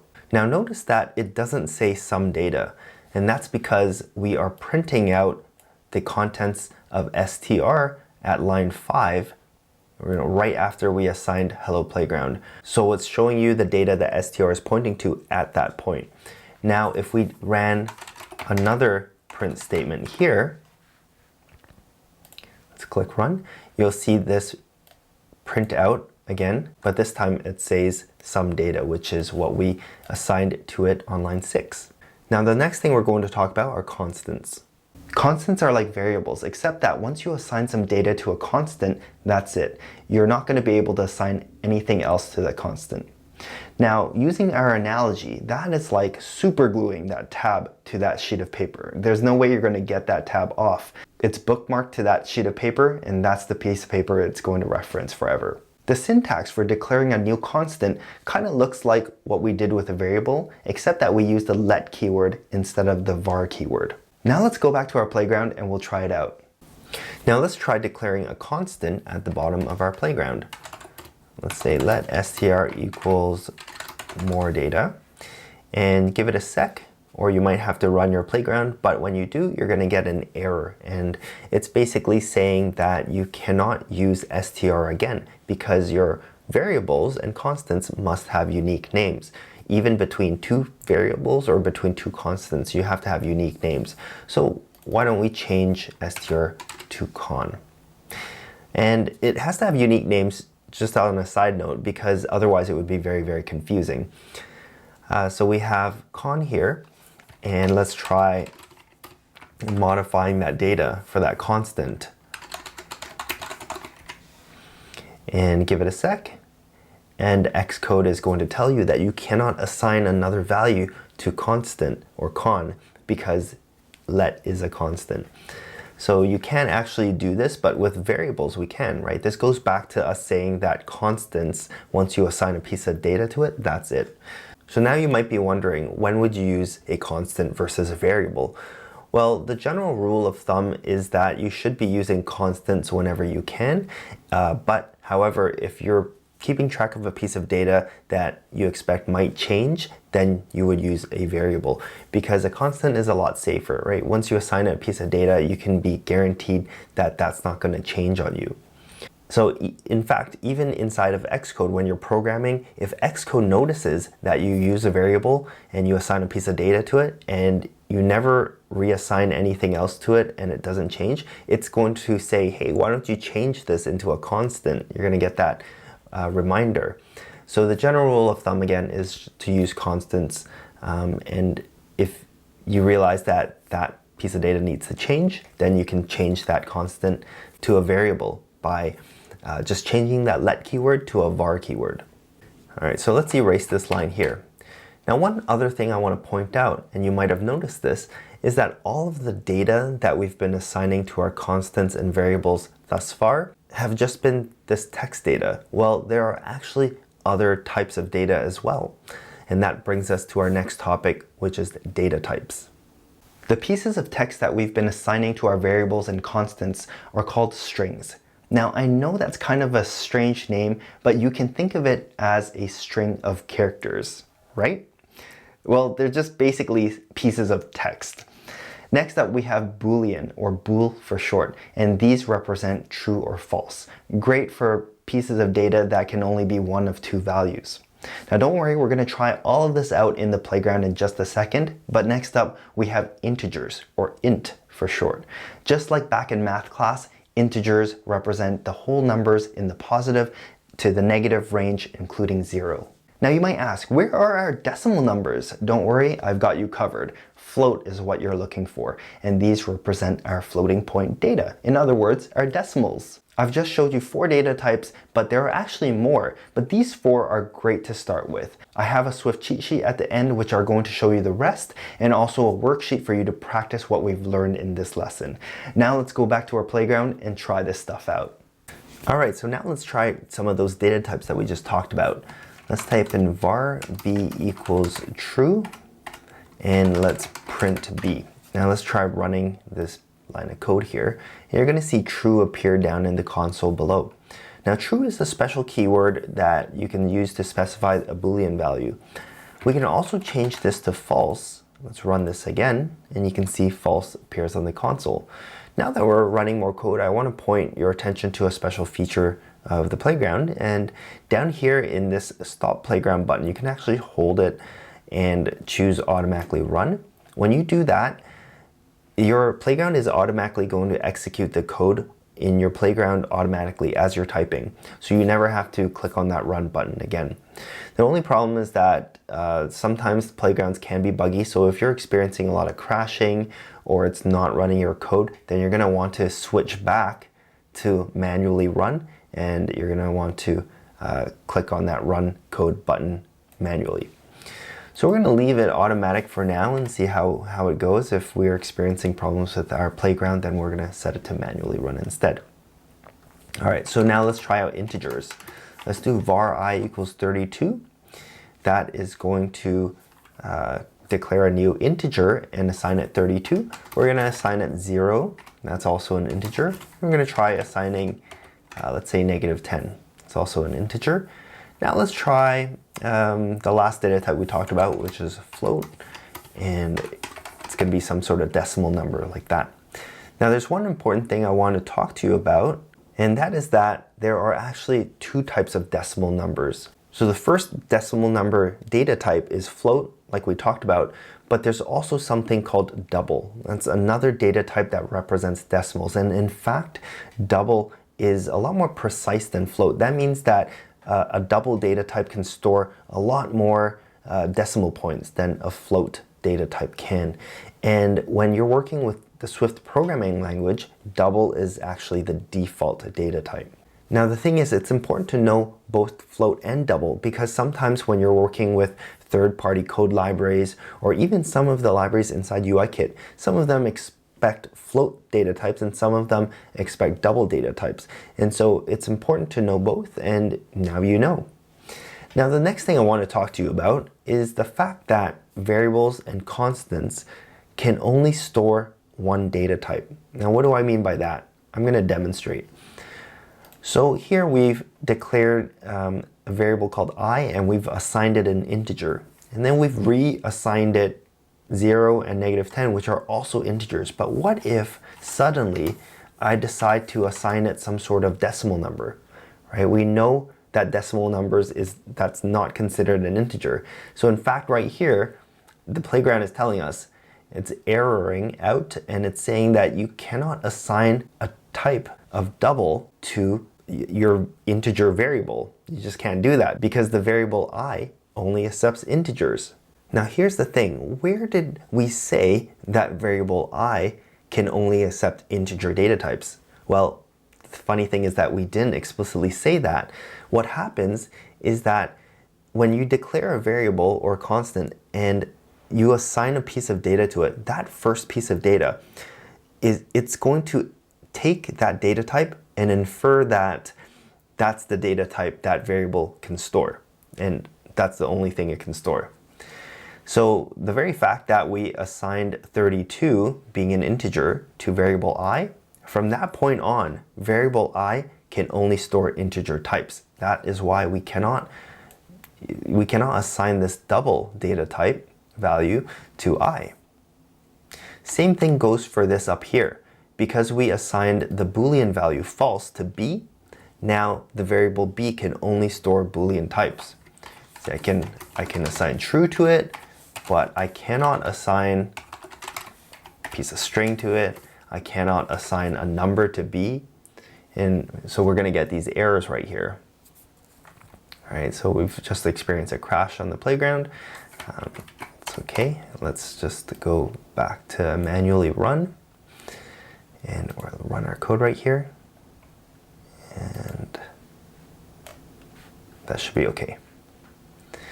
All right, so we're back to being good. Now there is a way to explicitly say that a variable can store a certain data type. This is how we would do it. So after your variable name, you would write a colon, and then you would write in the data type that you want that variable to store. So you can write like that. You could do that. Up here, you could do that. And then for this one, you can either type float or use the Swift default double.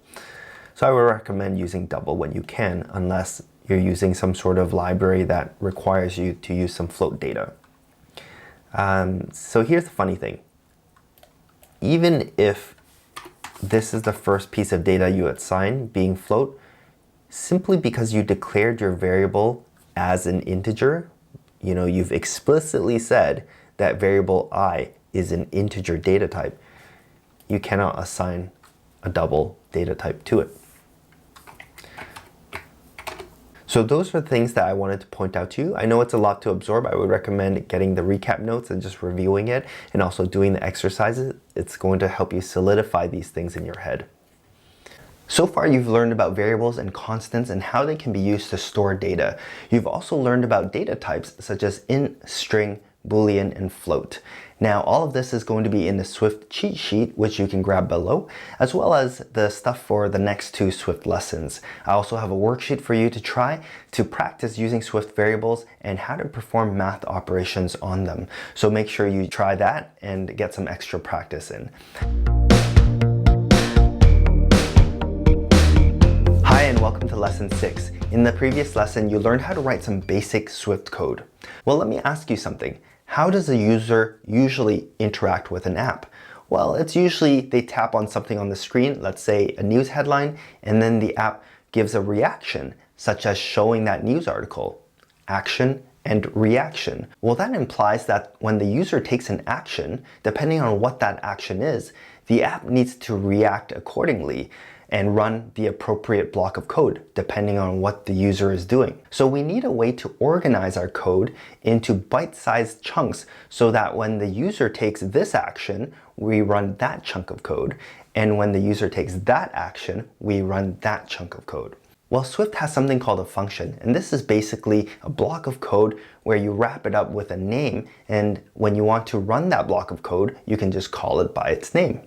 So let's open up a new Xcode playground and see how we can declare some functions. All right, so we're going to create a brand new playground here, and we're going to try out these functions. So let's get started with the playground. Under iOS, let's choose blank, and I'm just going to save it on my desktop and call it my playground 2. All right, so we're going to just go down here, create a new line, and we're going to type in func space. Now that keyword is used to declare a new function. The next part of the function is the name of the function. Now this is important because whenever we want to run the code that is inside this function, we're going to call it by this name that we're going to give it right now. So I'm going to call this function say hello. Now the next part of the function is a pair of rounded brackets. So find that on your keyboard. Typically it's right above the 9 and the 0. So you're going to have to hold down Shift and you're going to type those two rounded brackets. Now inside those rounded brackets, right now we're not going to put anything in there, but you can have something called parameters, which is something you're going to learn a little later in this lesson. All right, now next we're going to hit space and we're going to open up a pair of curly brackets, or squiggly brackets, some people call them, and you got to find these on your keyboard too. For my keyboard layout, it's above the square brackets. So I'm going to hold down Shift and type in a pair of squiggly brackets or curly brackets. Go inside it and press enter a couple of times to create a few lines. You're going to write your code for your function in between these two curly brackets. Think of it as the guts of the function. So whenever you call say hello, the code in between these curly brackets, it's going to get run. I'm going to print out in here hello. All right. Now let's go outside of the function. And by outside, I mean after this ending curly bracket, we're going to just call the function by its name, say hello. And notice that autocomplete already brings this up. But let's type it out just for extra practice. So we're going to use the name of the function followed by the curly brackets. All right, now let's run this line of code. You'll see down here, it's going to execute this print statement and it's going to print out hello.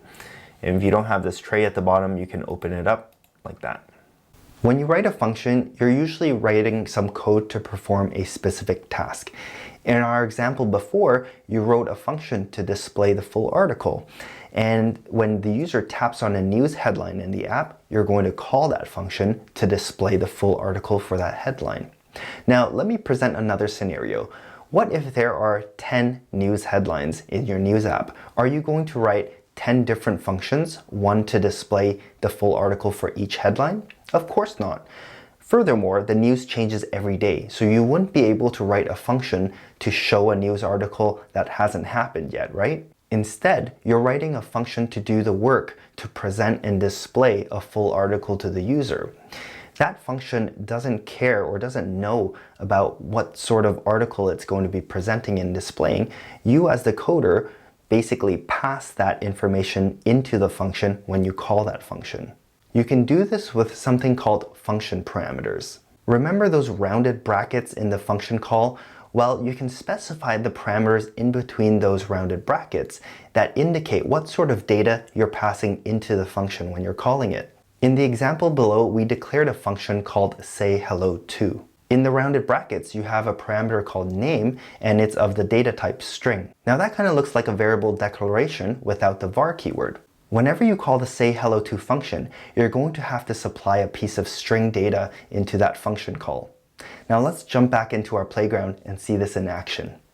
All right, before we jump into an example with parameters, let's first add a comment up here and just call this a basic function. Remember, this is something you should get into the habit of doing. And I also want to show you, if it wasn't clear, how to use the autocomplete feature, because trust me, you're going to be using it a lot. So why don't I type say hello? You're going to notice that it pops up right here. Now you can either hit enter right now, or you can press up and down on your keyboard to select a different one, and you can even use your mouse and you can scroll down the list. And so here I'm just going to double click it.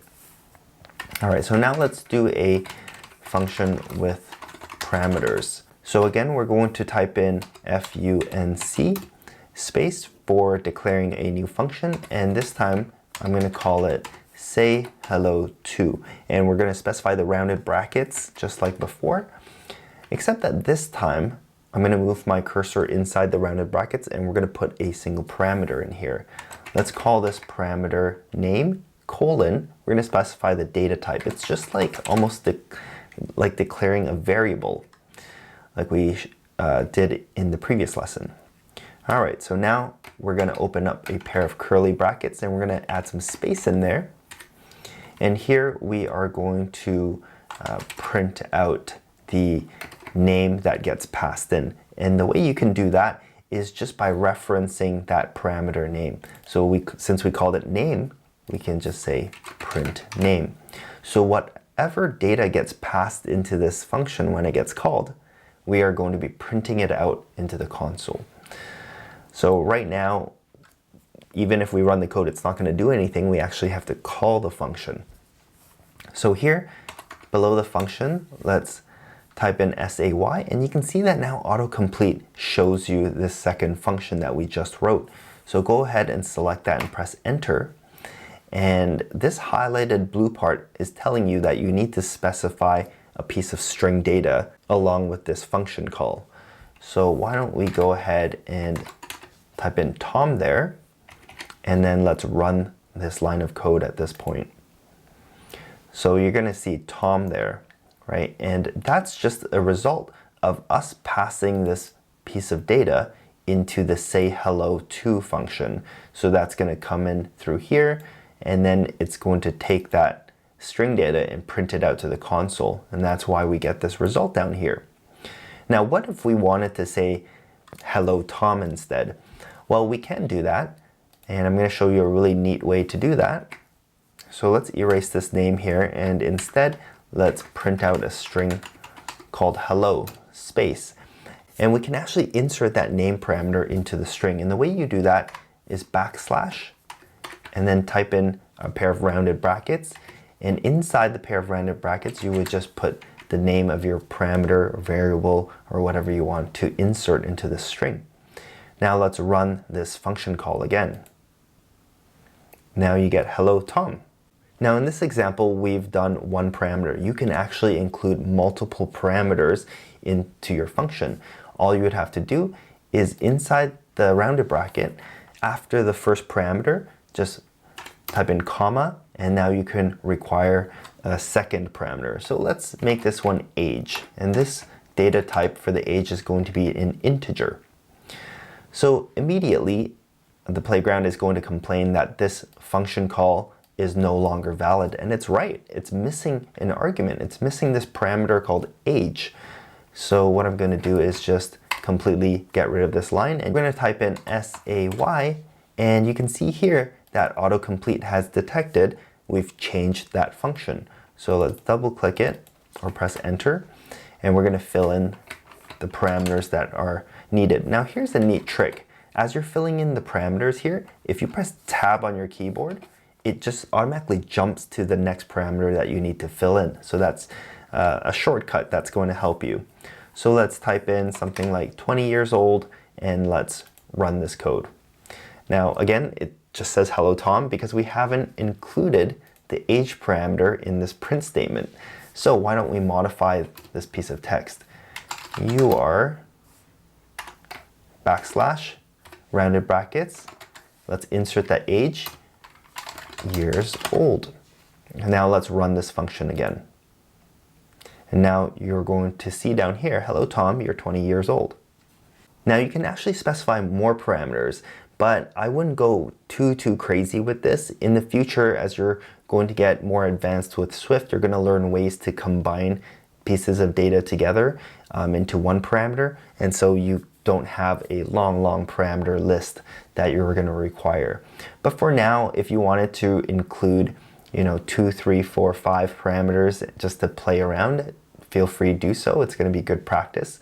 There's one thing that I want to mention, and that is that you can actually omit these parameter names right here. So it's going to, I guess, save you a little bit of typing. Sometimes it can be nice to have them so that it's really clear what sort of data you need to pass in. But let me show you how you could do a function call where you can omit this. All you would need to do is back in your function declaration here, you would just include an underscore space in front of that parameter. So we're going to do the same thing with the age here.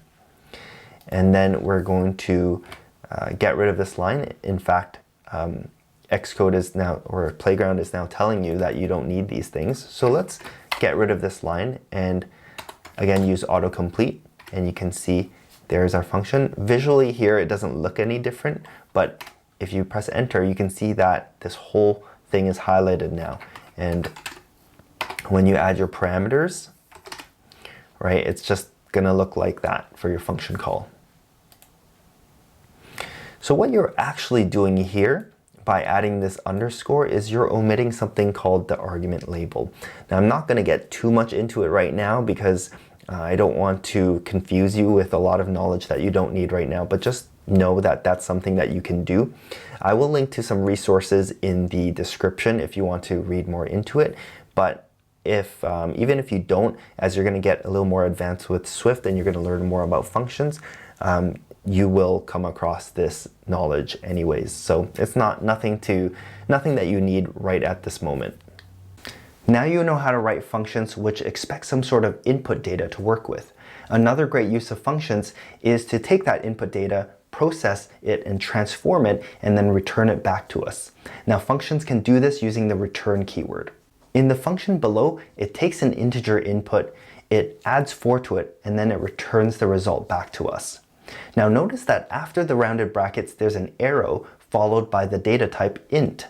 Now this describes the type of data that the function will return when you call it. Now let's go back to our playground and we'll try this out. All right, so now let's try out a function with the return value. So why don't we just type in a new comment here with return value. And I'm going to create a new function by typing func space, and then I'm going to call this function add 4 to, and you guessed it, we're going to add a parameter in here. I'm going to call the parameter x, and it's going to be an int data type.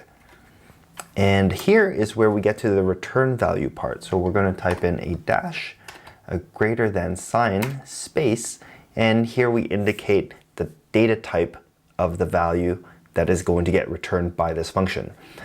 So since we are simply taking in an integer and we're going to add 4 to it, it makes sense that what we're returning out of this function is also an integer. So that's what we type in there. And then we are going to hit space and write in our curly brackets there. Now I'm going to open up the curly brackets a little bit so we can type some code in between them. And what we're going to do here is we're going to create a brand new variable here. Let's just call this sum. And sum is going to be equal to x, which is the value that gets passed in, that integer. And we're going to add 4 to it. Now, from here you can see that the playground is complaining that we're missing the return in a function that is expected to return an int data type. And it's right, because we need to return this sum. The keyword that we use is actually just return. So type in return space, and we are going to pass back the sum. So if you let Xcode run, or maybe you can run your code at this point, you're going to get rid of that error. So let's try this out. Let's try calling this function.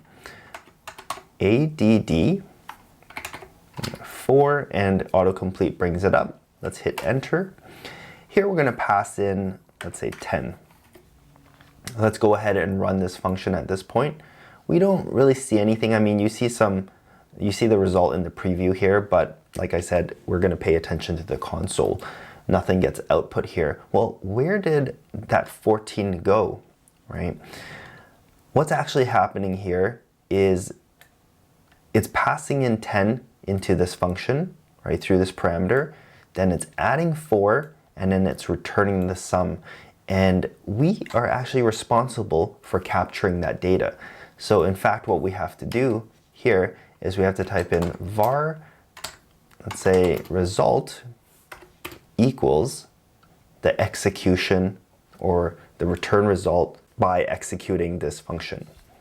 So if we print result and we run this code, we're going to see 14 down there in the console. So just to run it through one more time, what's happening here is we're executing this function, we're passing in 10 as a parameter, then this code inside this function gets run, right? It's going to take 10, which we passed in, it's going to add 4 to it, it's going to assign it to the variable sum, and then it's going to return the data, sum, right? And that's going to come back here, and that sum gets assigned to result, and we're printing the result. Now, one question you might be asking yourself now is, why do I have to use return values? Why do I have to use this return keyword here? Why can't I just access sum right here? Why can't I just say print sum? So why don't you go ahead and try that and run your code, and you're going to get an error that says use of unresolved identifier sum. And if you scroll up here, that's the same error message, but it's basically saying that it cannot find anything called sum. Well, what do you mean? We have sum declared right here inside this function. This brings me to my next topic, which is variable scope. You see, the code that is inside this function right here is inside of its own scope. So any variables you declare in here only exist within that function. And that's why in order to get that data out, you have to use the return keyword. What I find helps beginners to grasp this concept is by thinking of the code inside of the function as existing in its own little bubble. So anything that, the code that you write here, the variables that you declare inside that function is in its own little bubble. And in order to get that data out, you're going to use the return statement here.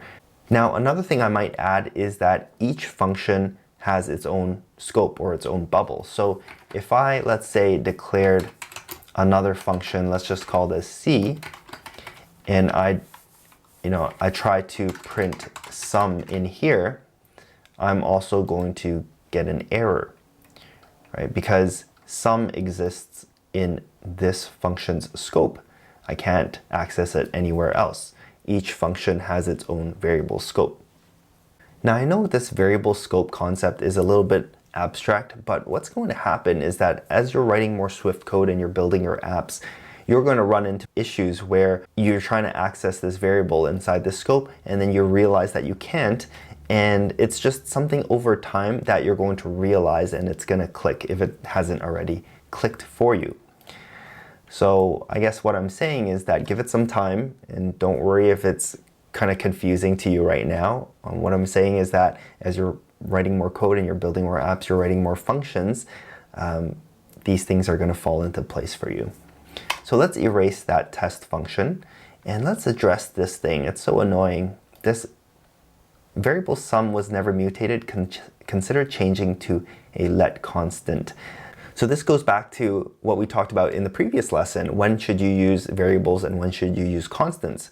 Well, I told you that you should default to using constants, and then if you find out that you need to change up that data and you get an error to say that you can't change it up, then you can consider changing that let to a var and using a variable instead. So here, Xcode is warning you that, hey, you declared sum as a variable, but in fact, after you've assigned some data to it, you never ended up changing it. So why not use a constant? And so Xcode is being very helpful, not annoying, in fact. Let's change that to a let, and we're all good. Now, before we jump to the next lesson, one last thing about autocomplete. So I want you to notice when we typed in add 4 to, this right here, this is the return value. So when you're looking through different functions to call, this is very handy to understand what sort of data this function returns. What happens if we try to now call one of these guys, say hello to, or say hello? In fact, these guys, they don't have return values, right? So what happens when we try to autocomplete that? Well, it says void. Well, void basically means no return value. So that's what it means. And why? Why does void say that? Because in fact, let's go back to the basic function here. In fact, right here, the return value is actually void. It's just that we don't have to type it when it's void. So you can actually specify a return value of void, which is basically no return value, and you don't need a return keyword. So that's just a neat little fact, right? When you don't need a return value, you don't need to specify this part of the function declaration. You can kind of omit it. But the interesting part is when you use autocomplete to call this function, it still says that the return value is void. Alright, so today you learned about how to organize code into functions. You've learned about input parameters, which let you supply functions with input data. You've also learned about return values, which let functions return data back to us. And finally, you've learned about variable scope, which is basically all of the variables and code inside of a function only exist within the scope of that function. Believe it or not, there's still a lot more to functions, but what we've covered so far is more than sufficient for now. I've got a worksheet for you to practice and solidify what you've learned, so make sure you grab that, and I highly recommend that you go through it. Hi, and welcome to Lesson 7. So far, you've learned some basic Swift code and how to organize that code into executable blocks called functions. Well, in this video, you're going to learn how to organize and group your functions into what's known as classes.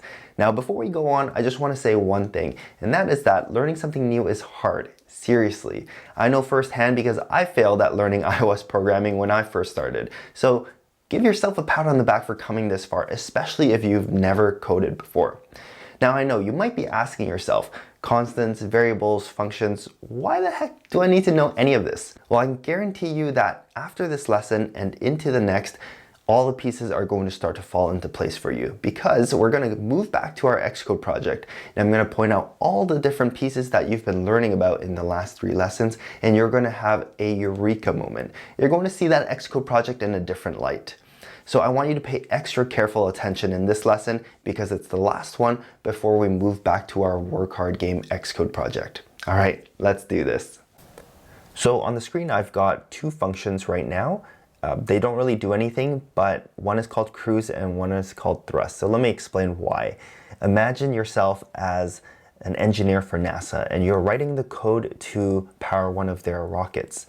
Now, all of the code for cruising, you would put inside the cruise function, and all of the code that are going to turn on the rocket thrusters, you're going to put inside the thrust function.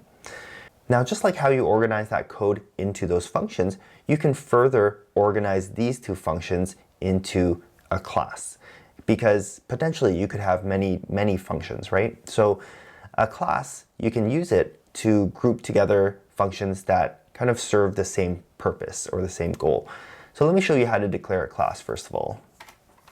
Use the class keyword, and then you would give the class a name. So I'm going to call this rocket. No, I'm going to call it spaceship, just because I like that word a little more.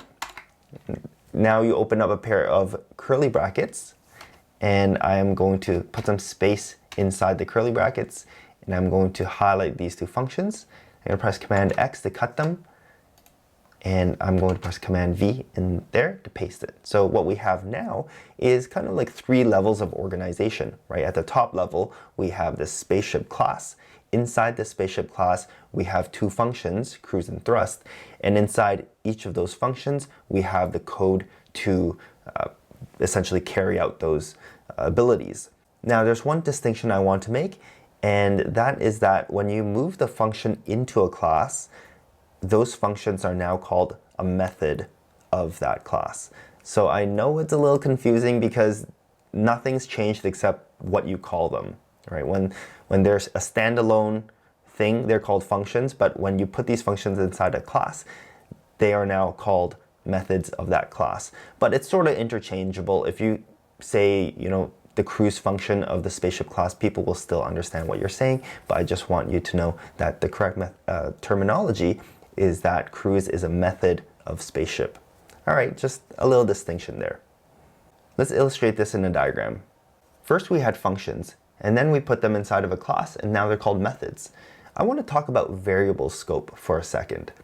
In the last lesson, you learned that declaring a variable inside of a function, it only exists within that function's scope.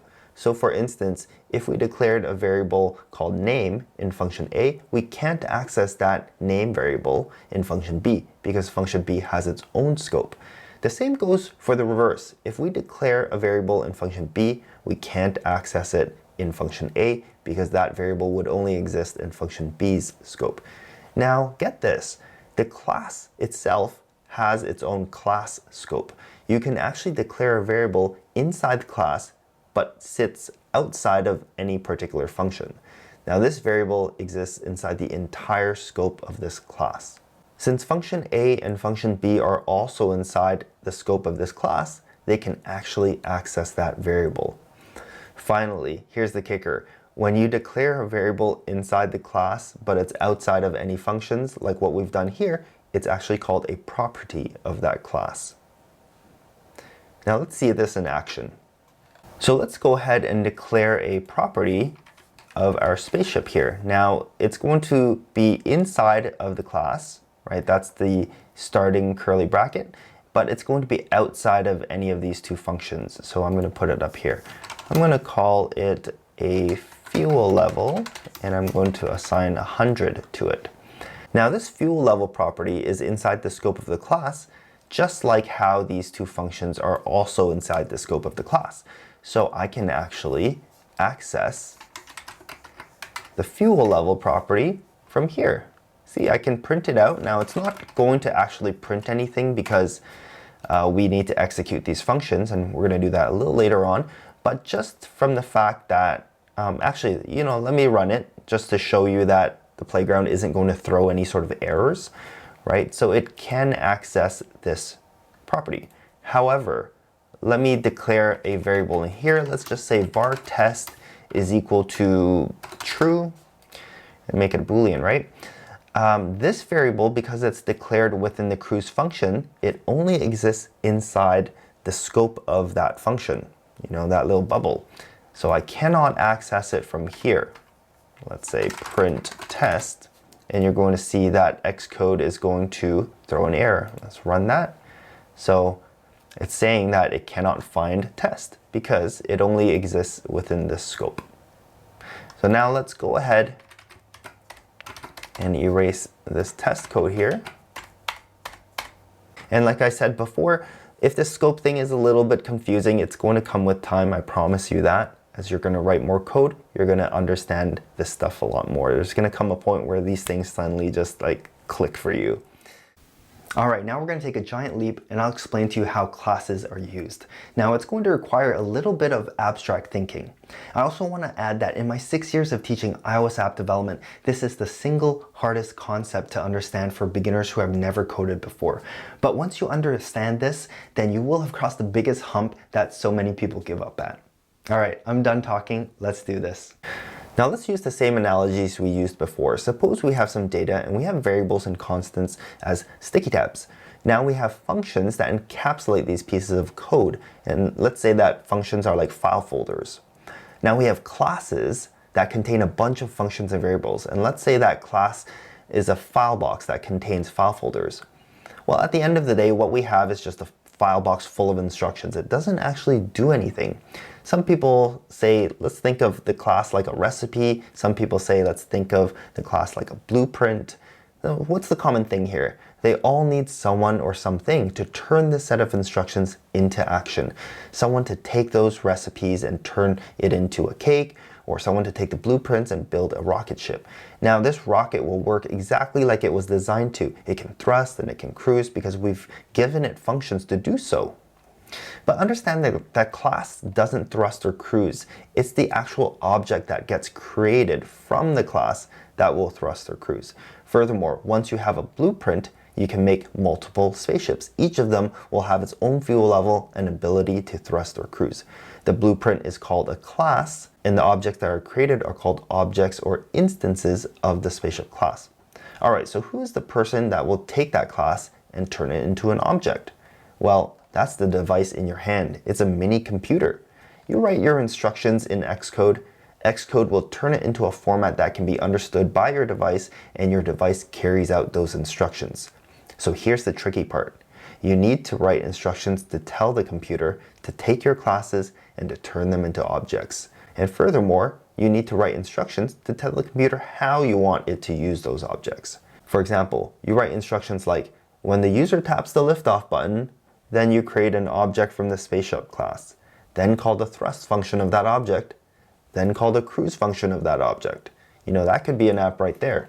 Now let's go back to our playground and see how you can write instructions like this.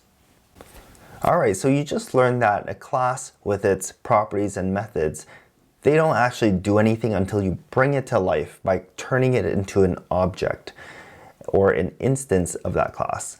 So essentially, when you're writing this code and organizing your code into functions and organizing your functions into classes, you're really designing something, right? You're programming something to be turned into an object to be used. So before we create a spaceship object from this class, I want to first add another property and some code to the cruise and thrust functions so that they actually do something.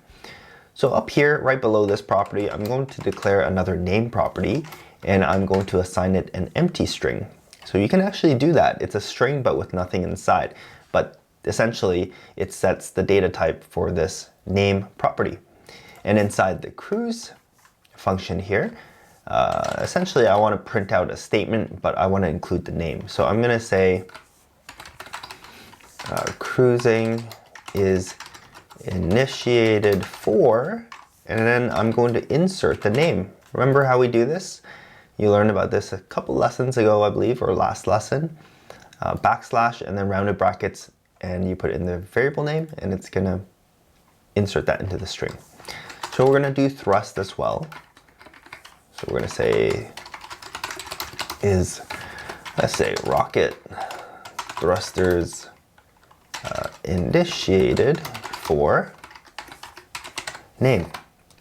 All right, so now we can bring this spaceship class to life by creating a spaceship object from it, or in other words, an instance of the spaceship class. And the way we do that is we basically type in the name of the class followed by 2 rounded brackets. So let's start doing that, and you'll notice that autocomplete shows us. So you just press enter, and then you can go ahead and put 2 rounded brackets like that. Now that kind of looks like a function call, right? And just like a function call with a return value, how it returns something to you and you need to capture it using a variable or a constant, the same thing is happening right here. By writing this line of code, you're creating a new spaceship object and it's being returned to you. So you need to keep track of that data using a constant or a variable. We're gonna use a variable because I wanna show you how we're gonna try assigning something else to this variable. All right, anyways, I'm gonna call it my ship, and it's going to keep track of that spaceship object that we just created. I wanna show you something interesting. Why don't we try assigning another type of data to my ship? For example, an integer, 10. Well, you'll see that we can't assign an integer to this variable because this variable is of the data type spaceship. Well, what do you mean? We went through some data types in lesson 5. Remember, string, bool, int, float, double? Well, as it turns out, when you create a new class, this is now a custom data type. So spaceship is actually a data type.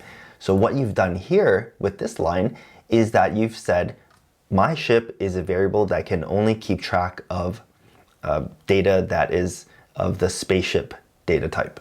So essentially, that's what's really happening here. You're declaring a myShip variable that is going to keep track of spaceship data types, and you're assigning a new object to this variable. So I just wanted you to know that so that it doesn't get confusing otherwise. Now the next thing I want to show you is how do we access the properties and the methods of the newly created spaceship object? Well, we have a reference to that newly created spaceship object from this variable, myShip. And if you've never heard of that terminology before, a reference is essentially what your variable or constant is. It's keeping a reference or keeping track of a piece of data, which in this case is the spaceship object. So myShip is a reference to that spaceship object. All right, so all we do is we type in your variable name or your constant name, or whatever has the reference to that object. Press dot, and this is called dot notation. This is how we are going to access the methods and properties of that object. As you can see, autocomplete pops at this menu, and we can access the name, the fuel level, the cruise, and the thrust functions. And when you get more advanced with Swift, there are actually ways to restrict what can be accessed, but that's for later, for the future. For now, I want to set its name. So I'm going to access the name property, and I can actually say that this name property should keep track of a new piece of data. I'm going to call this ship Tom. All right, so I'm assigning the string Tom to the property name for that object, my ship. And next, I'm going to call, using dot notation, the cruise function. And when I run this code, you can see cruising is initiated for Tom. But had I not set this line, remember I'm going to use a comment here. We talked about comments in lesson 5. That essentially turns this line of code off and treats it as a note or a remark. So I'm going to turn that line off, and then I'm going to run the code again. And you can see cruising is initiated for empty string, nothing. Okay, so that's kind of cool. We could also call myShip.thrust, and we can run that. And you can see, there it goes. I can also just access the properties. I don't have to be assigning things to it. So for example, let's erase these two lines, and let's say, let's print out myShip.name, and let's print out myShip.fuel level. So let's run that. You can see it's Tom and 100. I like to think that coding an app is like writing a script for a movie. The movie script is your app code. The character roles are the classes that you've designed. But character roles themselves don't do anything. These roles need to be turned into physical actors and actresses, just like we need to turn classes into objects. Then the actors and actresses follow the script to perform your movie, just like how your objects work together to make your app function. So all of this stuff is pretty abstract, but in the next lesson, we're going to put it into practice. But first, let's do a quick recap of what we learned in this lesson because it was quite a bit. Now, classes contain methods and properties. And remember, methods are just another name for functions. You also learned that classes by themselves don't do anything. They need to be turned into objects first. These objects are also referred to as instances of that class. So remember, a class is kind of like a blueprint, and the object is what's created from that blueprint. You learned how to create a new instance of a class, and you also learned about dot notation, which is used to access the methods and properties of that object. Now, if you need to, I recommend to rewatch this video and ask any questions you have in the discussion area below. I also have a worksheet for you to practice and to solidify these concepts in your head. And if things are still a little fuzzy, and it's completely normal if they are, I highly recommend for you to download this worksheet and go through it. Now, in the next lesson, we're going to use your newly minted Swift skills to bring the war card game to life. Now, if you're excited about that like I am, type in "I'm pumped" into the discussion area below. Hi and welcome to lesson 8. You're almost there. Only 2 more lessons after this one. And in this video, we're going to return back to our war card game Xcode project, and I'll explain to you how those Swift basics you've learned apply to this project. By the end of this lesson, you'll know how to write code inside the view controller to access and manage those elements that we've created in the storyboard. I'll also show you what to do when your app crashes, which is something that actually happens quite often and to all of us. So if you're ready, let's do this. So here I have our war card game Xcode project, and we're going to jump right into the viewcontroller.swift file. Now that you've gone through the Swift basics, we can talk about some of the code in this file. So in this first line, import UIKit, you know what that means. We're basically saying that in this code file, we want to use the UIKit library that Apple provides to make our life easier. If you go down to this line, we have class viewController. So right here, we're declaring a class called viewController, and you can see that it has an opening curly bracket and a closing curly bracket. And this inside is a function. You can see the func there. It's a function called viewDidLoad. Now there are some details that we are going to gloss over right now because it's not relevant for what we need right now. I don't want to burden you with that information, but pieces of information like this here, : UI viewController, essentially this is something that's called subclassing, which is a way for classes to build off of each other. So you're not always declaring classes from scratch. This is essentially saying that the view controller is building off of another class called UI view controller. And this UI view controller class is actually one from UIKit. And for this function here, you can see that there's an override keyword. So you don't need to know about that for now. And also this super keyword, which again is something that we don't need to know right now. But essentially, at a high level, what you're looking at here is a view controller class with a function inside called viewDidLoad. So isn't that really, really cool? Because everything you learned in the last 3 Swift lessons, it directly translates to what you're seeing here. But as you learned in the last lesson, the view controller class by itself is just a blueprint. It doesn't do anything, right? You need to turn it into an object first. So now we're going to jump into the main.storyboard and take a look at the work that we've done here. So all of these elements that we've added into the view here and that we've configured, what are they? Are they objects? Are they classes? Well, believe it or not, what we've been doing here, we've been creating objects. And you might say that, hey, Chris, from what I've learned, objects are created from classes, right? But what sort of classes are these guys objects of? Well, let's take a look at this object library here. You see all of these things? These are classes inside the UIKit library. Yes, that library that we import.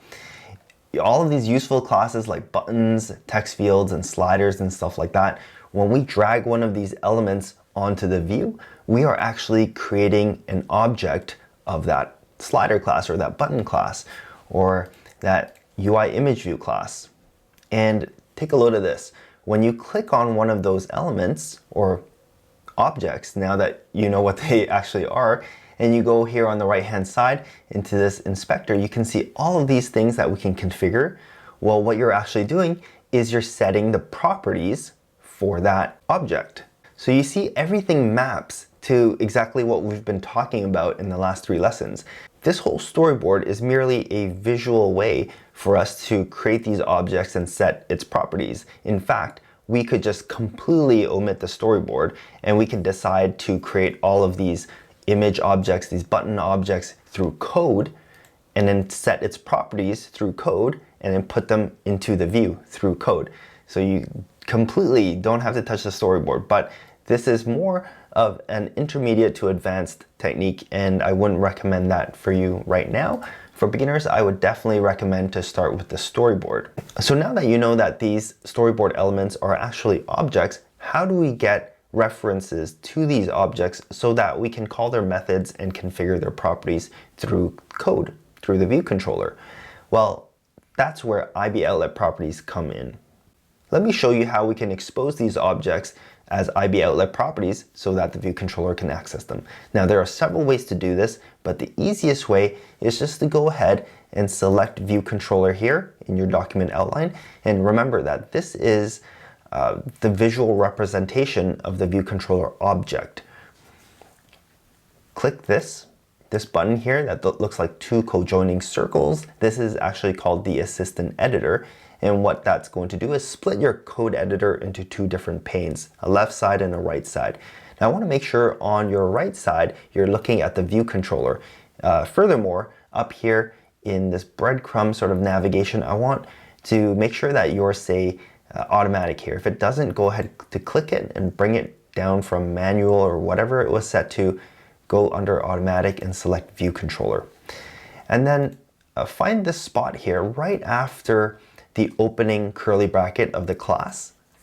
Press enter a couple of times to create some space. And then on the left hand side, we're going to expose this left card, this first card, as an IB-outlet property. Now you could do it through here, the storyboard, but what I would actually recommend is to do it through the document outline. So go ahead and open up your document outline until you see the card here. You can select the element, it's going to highlight the different parts. Make sure you've got that left card highlighted. Hold down Control on your keyboard, and then while still holding down Control, click and drag. This blue line should follow your mouse cursor as long as you're holding down the Control key. Now drag it over here. You should see this little text that says insert outlet, and then you can let go of your mouse button and then control key. You're going to get this little menu here, and then you're going to be able to name this IB outlet property. So I'm going to call this the left image view, like that. And if you've done this with the right element, the type should say UI image view. If this doesn't say that for you, just click cancel and then try it again. The connection type should be outlet, and you can go ahead and hit connect. And what that's going to do is generate this property for you, because you see there's the var keyword. Here is the name of the property. Here is the data type that this property references, which is UI image view. And this is special because it's got this IB outlet keyword here, which just indicates that this property references an object in the storyboard. Now I'm going to gloss over a couple of things here, such as the weak keyword and this exclamation mark here.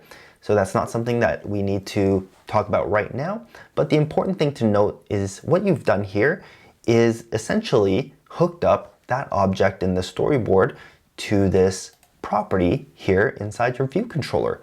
So now that you have a reference to that UI image view object, you can call methods on it, you can configure its properties inside the view controller here. Now, because oftentimes beginners make mistakes when connecting their first IB outlets, I'm going to go through some troubleshooting steps and also some steps for you to confirm that you've done this properly. So go ahead in the document outline for this image that you just connected, right click it, and it should pop up this little menu, and you can see under referencing outlets, it says left image view with this view controller here. Now, if yours doesn't say this, then you might have connected the wrong element. So what I would do is maybe check the stack view. You could have accidentally connected this guy, right click it, and there should be no referencing outlets there. Same thing with the right card view. If you click this, there should be no referencing outlets. If you've by chance accidentally connected another element, here's how to fix it. Go ahead, when you see that menu here, you have to click this little X to break the connection, and then go ahead and delete the property, and then you just start all over. And this time you make sure you have the right element selected, hold down Control, drag that blue line over here, let go, and then you can say left image view. Now let's say when I'm typing this out, I accidentally make a typo and I connect it. A lot of the times beginners will just correct this typo like this and leave it at that, but essentially that will cause a problem down the road when you run your app, because what happens, take a look at this, right click this, and you can see that this image object is connected to a property called left image view with 2 W's. But what we've done here is that we've corrected it. So it's going to look for a property with 2 W's, but it doesn't exist. So your app is actually going to crash. That's not the way you want to fix your typos when it comes to connecting IB outlets. You want to go ahead and break that connection and then just delete the property, and you can start all over. Now I'll actually show you another way to correct this. So the most important part is that you break that connection. You can potentially just leave that IB outlet property that was created, and then you can right click your image that you want to connect to that property. Under referencing outlets, click this little circle, drag to the view controller, let go, and it's going to pop up some properties that you can connect this image object to. Now it's important you don't connect it to the wrong one. Choose left image view, and you can see that this image right here, image view, is connected to the left image view property of our view controller. So that's what you want. Now let's connect the right image view.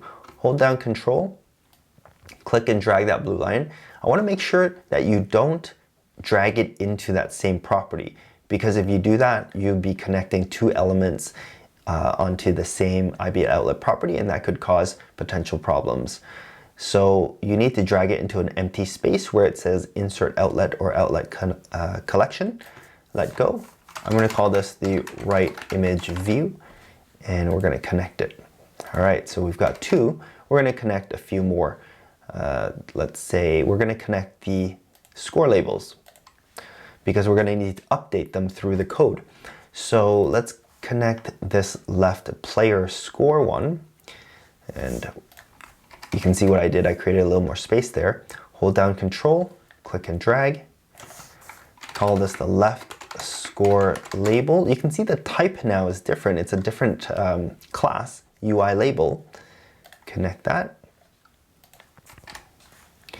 And then here is the right one, right score label. All right. Now I want to show you what an app crash looks like. So I'm going to go ahead and just change the name of my IB outlet property without breaking the connection and fixing it here in the storyboard. And as I told you, this is going to cause a crash. So let's go ahead and run the project and we'll see what happens.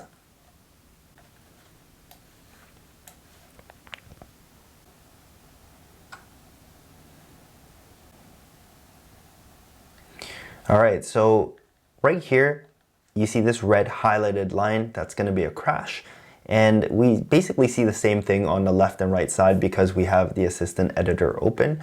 But the main thing is that you need to look down here in the console area. If you don't have this section, just go ahead up here. This will show or hide it. And on this right hand side, sometimes if you don't have this, there are two small little buttons here in the lower right hand corner that let you control the left and right sides. So make sure you've got this side here where it shows you all of this text. And down here you see terminating with uncaught exception, and that's just a generic message for an app crash. What you want to do instead is scroll all the way up, and that's where you're going to find an error message which makes a little more sense. So here you see at the very top, terminating app due to uncaught exception. The reason, this class is not key value coding compliant for the key right score label. Now, the line I've highlighted here may not make a lot of sense, but what happens is that once you know how to solve this error, and the next time you see an error message that looks kind of like this, you have an idea about what's wrong and how to fix it.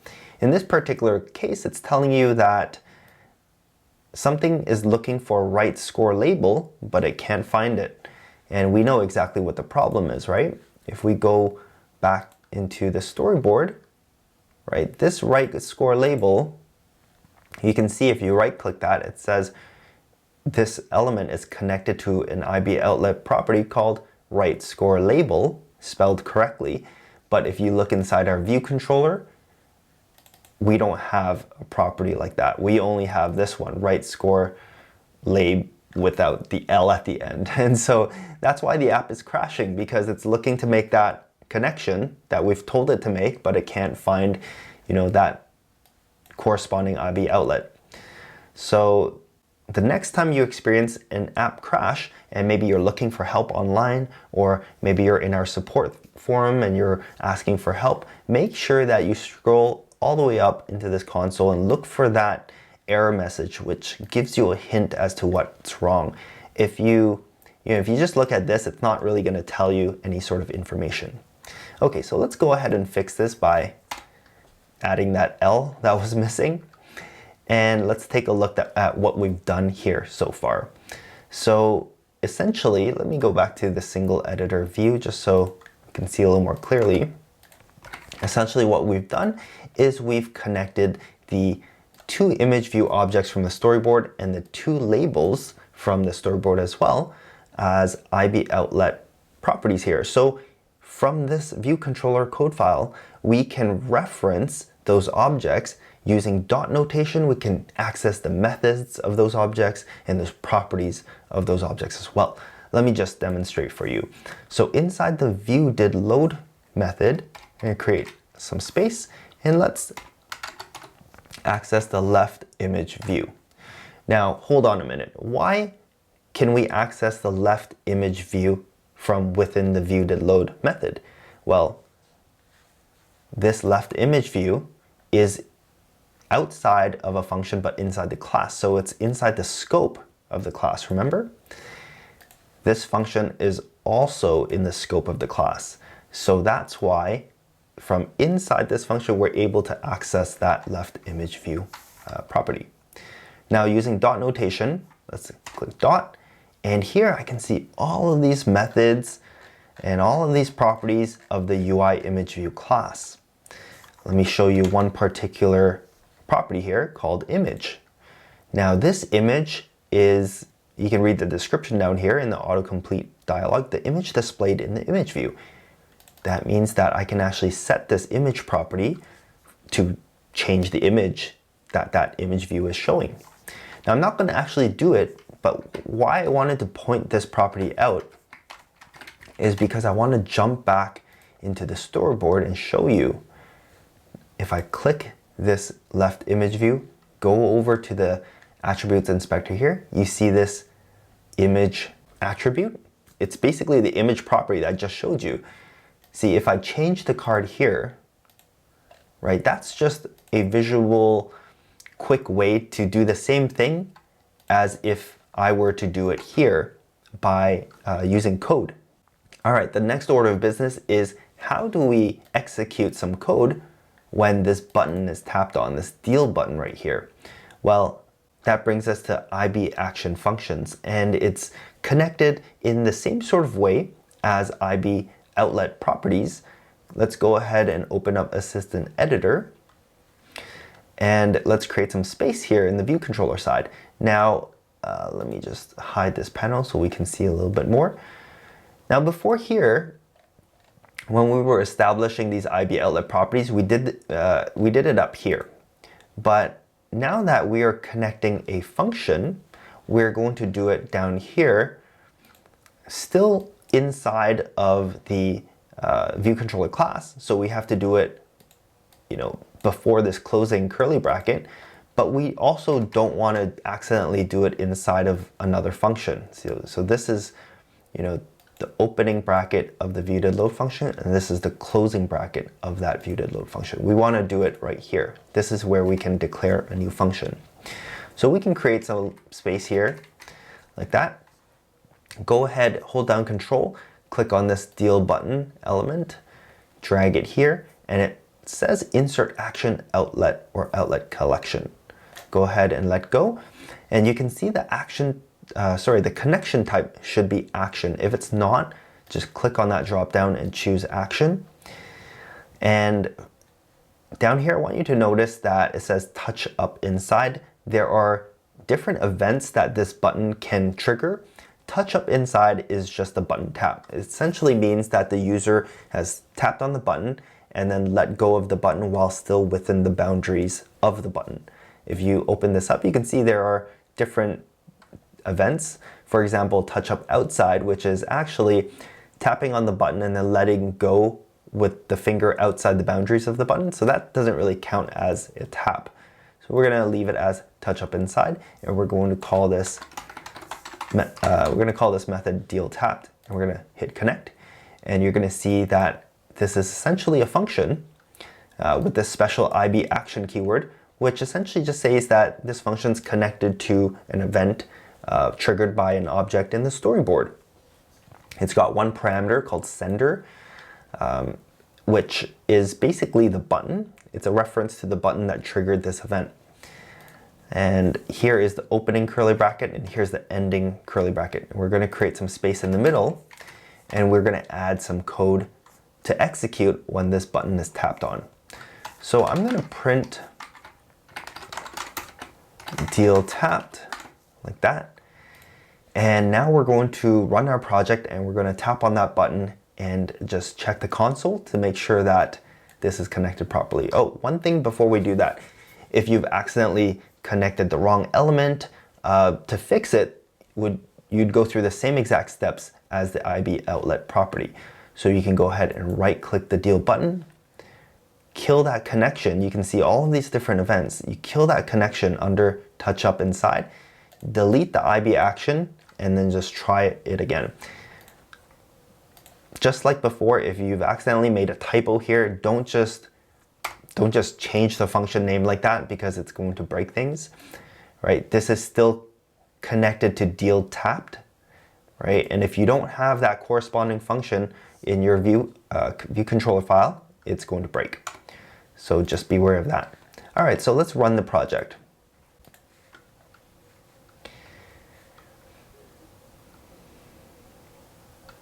All right, so we're gonna click, let's move this over here. So here you can see in the console that this triggers. All right, so in this lesson, you learned about how you can use IBLet properties to allow your view controller to access and manage those elements in your storyboard. You also learned about IB action functions and how they can be hooked up to events in the storyboard. You learned about common mistakes that people make when they hook up their IB outlets and IB actions and how to correct those mistakes. And finally, you learned about app crashes and how to find the detailed error message when your app crashes.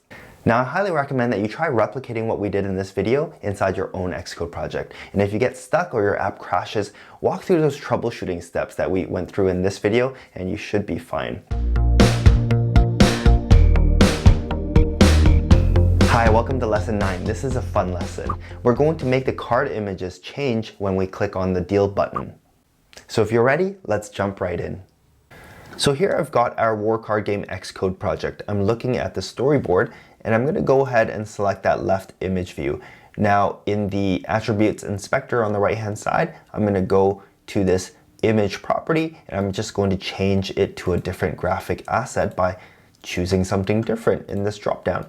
Remember that what we're doing here is just an easy visual way to do the same thing that we could do through code.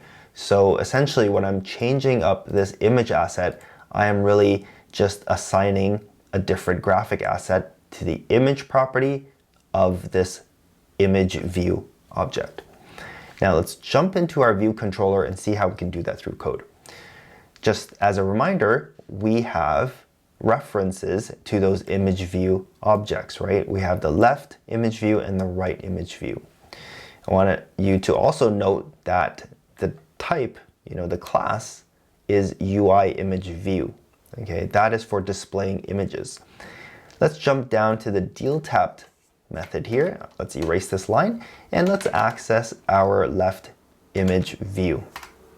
Using dot notation, we're going to access the image property. So hit dot, type image, and this is the same image property we were just flipping around in the storyboard, changing that graphic asset.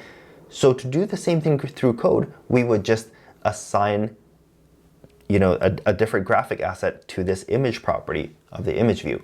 I want to draw your attention to one thing here. On the left hand column right here, we can see the data type that this property expects. So this image property expects you to assign to it a UI image object. This is different from UI image view. UI image view is an element that displays UI image data, and UI image is the data that represents the actual graphic assets. So essentially what we have to do here is we have to create a new UI image object and assign it to this image property.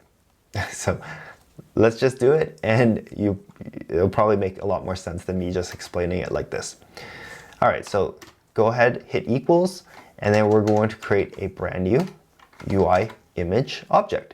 Now keep in mind that you have to type it exactly how I have it right here, because class names, lowercase and uppercase do matter. So it needs to be capital U, capital I, and then lowercase MAGE.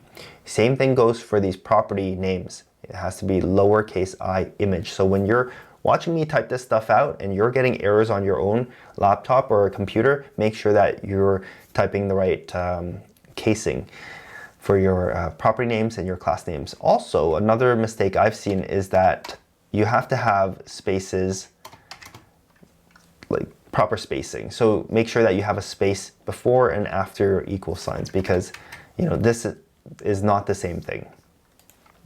All right, so what we've done here is we've created a brand new UI image object, and we're assigning it to the image property of the image view. However, if we do this, we're really not going to see anything because this is just an empty UI image object. It doesn't actually have any image data to show.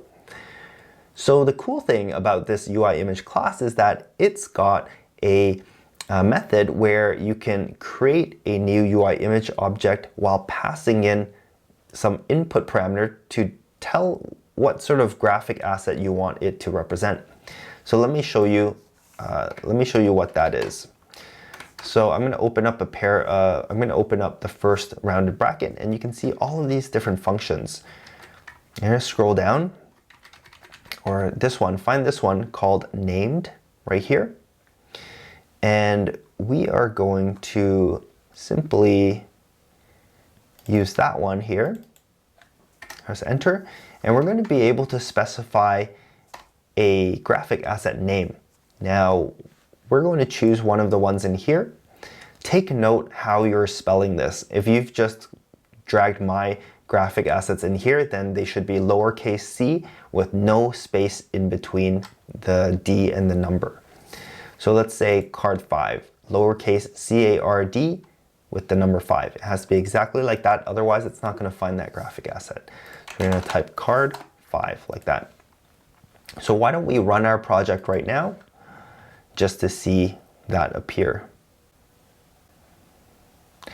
All right, so right now it's a 3 and a 10. When I click deal, it's going to execute this function here, and it's going to it's going to create a new UI image object, grabbing the graphic asset here, and then it's going to assign that to the image property of the left image view object, which is this guy right here. So clicking deal, there, that turns into a 5, which is really, really cool because that's the first time, I think, where you wrote code to influence what happens in the user interface.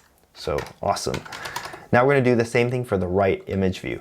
Right image view dot image is equal to UI image, right? And we're going to just, you can actually start typing and it's going to narrow it down for you. So you can choose that. This time I'm going to choose card. I think our upper limit is 14 if I'm not mistaken. Yeah, so we've got up to card 14. All right, so I'm going to run that. And this time, here, let me just put the code on the screen here. This time when I click on deal, we have the ace on the right-hand side and number 5. Now, if I click on deal again, nothing's going to change because it's always just running the same code, right? We need to basically randomize these numbers so that every time we click deal, we get a different set of cards. So let me tell you about how to generate random numbers. It's actually quite easy. So we're going to declare a new constant. Let's just call this like left number. And you know the int data type, it's actually got a method called random that we can use, right? And we can specify a range. And we can say the lower range that we have, let's see, is 2, and the upper range is 14. So we want to specify a range between 2 to 14 inclusive. So we're going to go here and we're going to type 2 dot dot dot 14, right? No spaces like that. And we are going to then print the left number. All right. Now let's do the same thing with the right number. We're going to randomize another one. Same thing, 2 to 14. And then we're going to print the right number. So after you've typed that in, let's run our project. It's not going to change the images just yet, but it is going to print the random numbers to the console just so we can see that we're doing this properly. I'm going to move this over here so we can see. I'm going to click the deal button. Oops, that's still covering it up. Oh, what's it doing? Oh, right here. I've got that little panel hidden, so click on this if it's hidden for you. There we go. You can see different pairs of random numbers generated. Now, the next step is how do we get these numbers into here? Well, all we have to do, actually first thing is let's comment these lines out so we're not printing them out into the console. And I would also want to point out that When you're commenting out lines of code like this, make sure that you clean it up after when you don't need it anymore. So you don't want to leave too much commented code lying around because it can look messy, and it's just not a good practice to keep. Okay, so remember what we learned about inserting variables into strings. So it goes back to that. Instead of 5 here, we want to put left number. So I'm going to erase 5,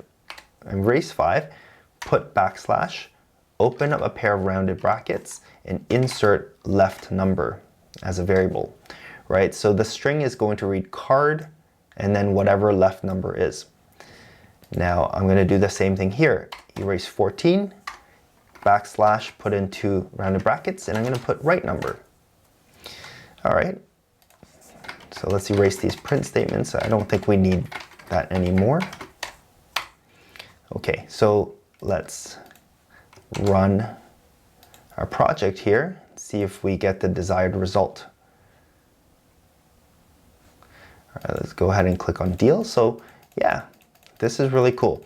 Now, one thing I want to point out is that if you're clicking this, you're randomizing the cards and you're seeing some blank space, like you're seeing a card that's just completely not there, what that means is that it's looking for a graphic asset that doesn't exist in your asset library. So maybe you're double check your range, make sure that you have cards 2 to 14, and make sure that they're named properly. And maybe you might even be missing that graphic asset completely. So check you have 2, 3, 4, 5, 6. Let's check that you have all of them. Because if you're randomizing and you see an empty card, you don't see the image, it either means that you don't have the graphic asset here, or you've spelled it wrong so that when you're trying to create this UI image object, it's not finding that graphic asset in your asset library. Oh, hey, I can't stop hitting this deal button. Now, in this lesson, you learned about how to change the image of a UI image view using Swift code. You also learned about how to randomize numbers and how to insert variables into a string. All right, so remember that you can download the project in the recap notes below. Hi, and welcome to lesson 10. By the end of this lesson, you will have finished the war card game project. All that's left to do is to count the score and to update the label elements on the storyboard. Now, doing this is going to involve writing Swift code that can take two numbers, compare them, and then execute different branches of code depending on what the result is. In other words, you're going to be writing Swift code that can make its own decisions.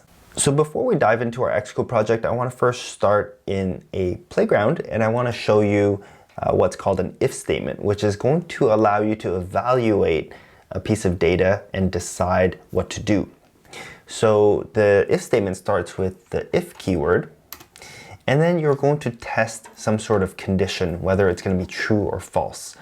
And so I've got a constant integer, x. It's set to 10 right now. So I'm just going to do a simple check and say if x is less than 11, right, so that's my condition. It's going to make that test. If that is true, then it's going to run the code in between my curly brackets.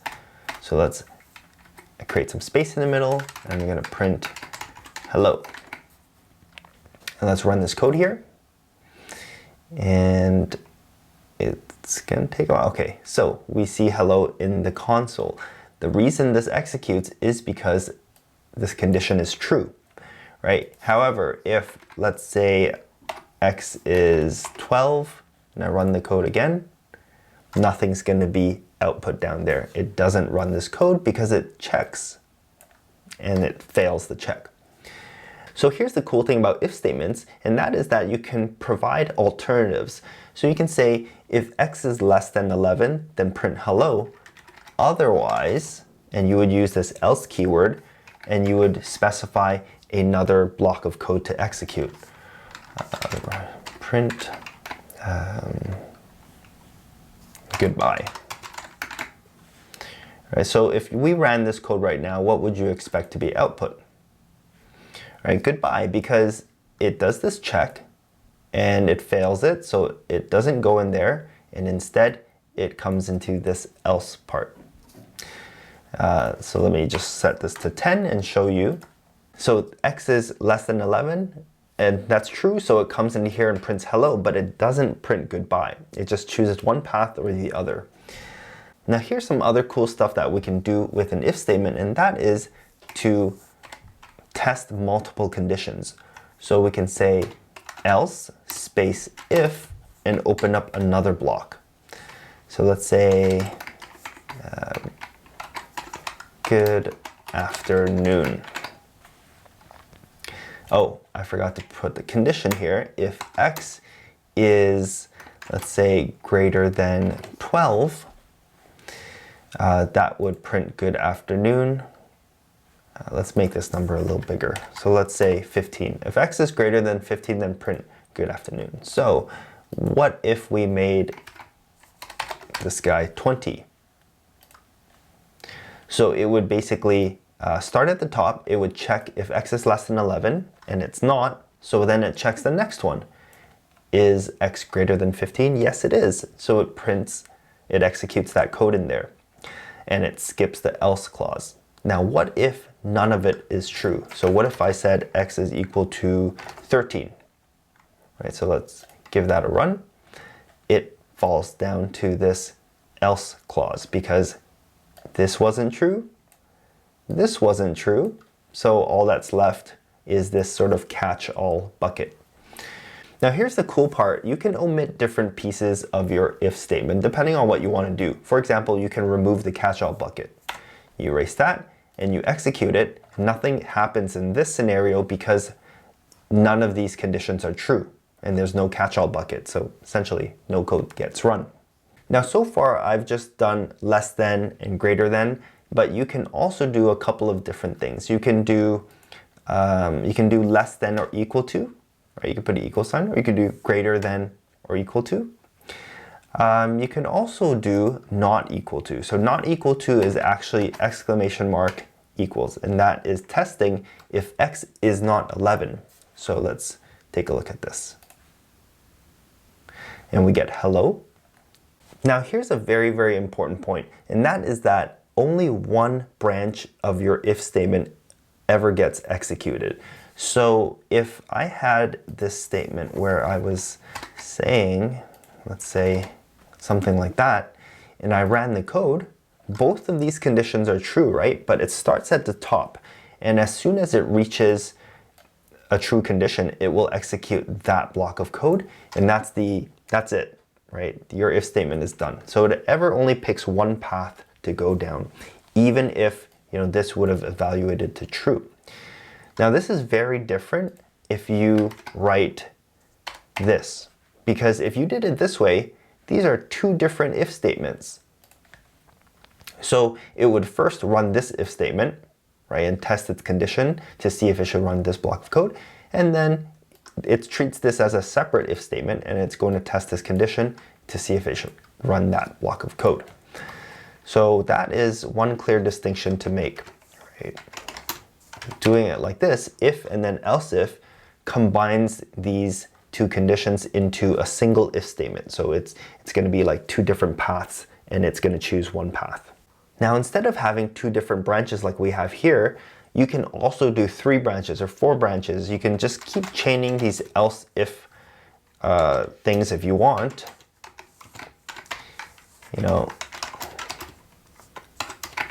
Something like that.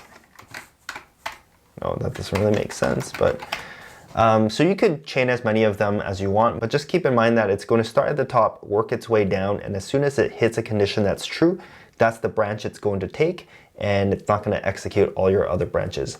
I wouldn't go too crazy with having a whole ton of else ifs, because there's actually another it's called a switch statement that is more suited if you have a lot of different options. But an if statement is good if you want to just test a couple of branches. And what else can I show you here? So let's talk about the different types of comparisons that we can do. We can do, as you've seen, greater than, you've seen less than, you could do greater than or equal to, you could do less than or equal to, and you can test equality.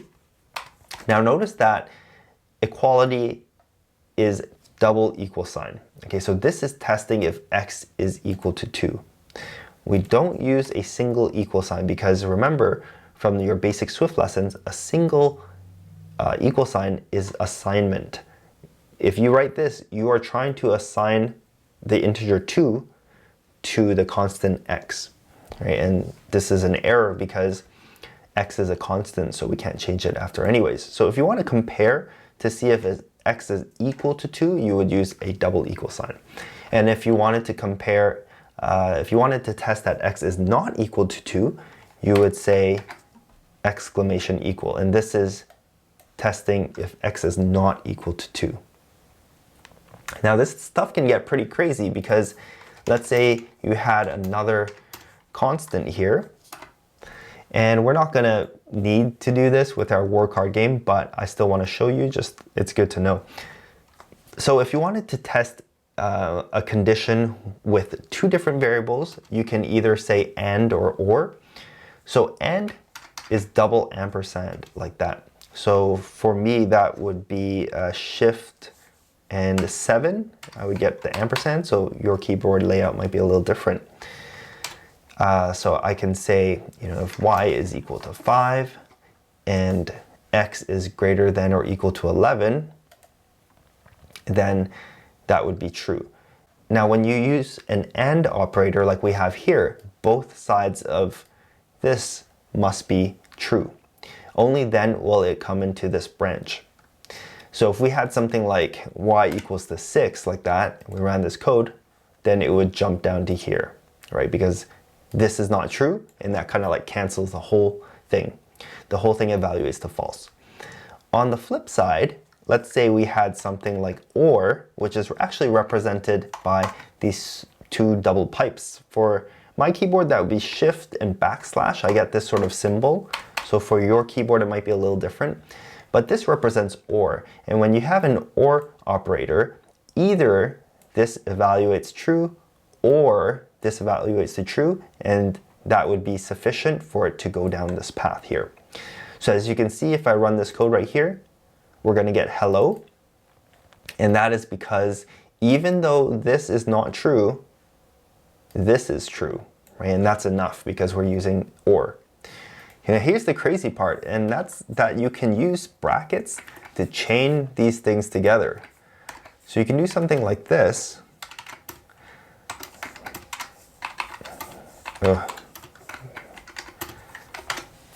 So you can say like, if x plus y is equal to 10 and either this one or either this one is true, then come down here. So you can express some pretty complex logic depending on where you place these brackets. So let's try to run this code here.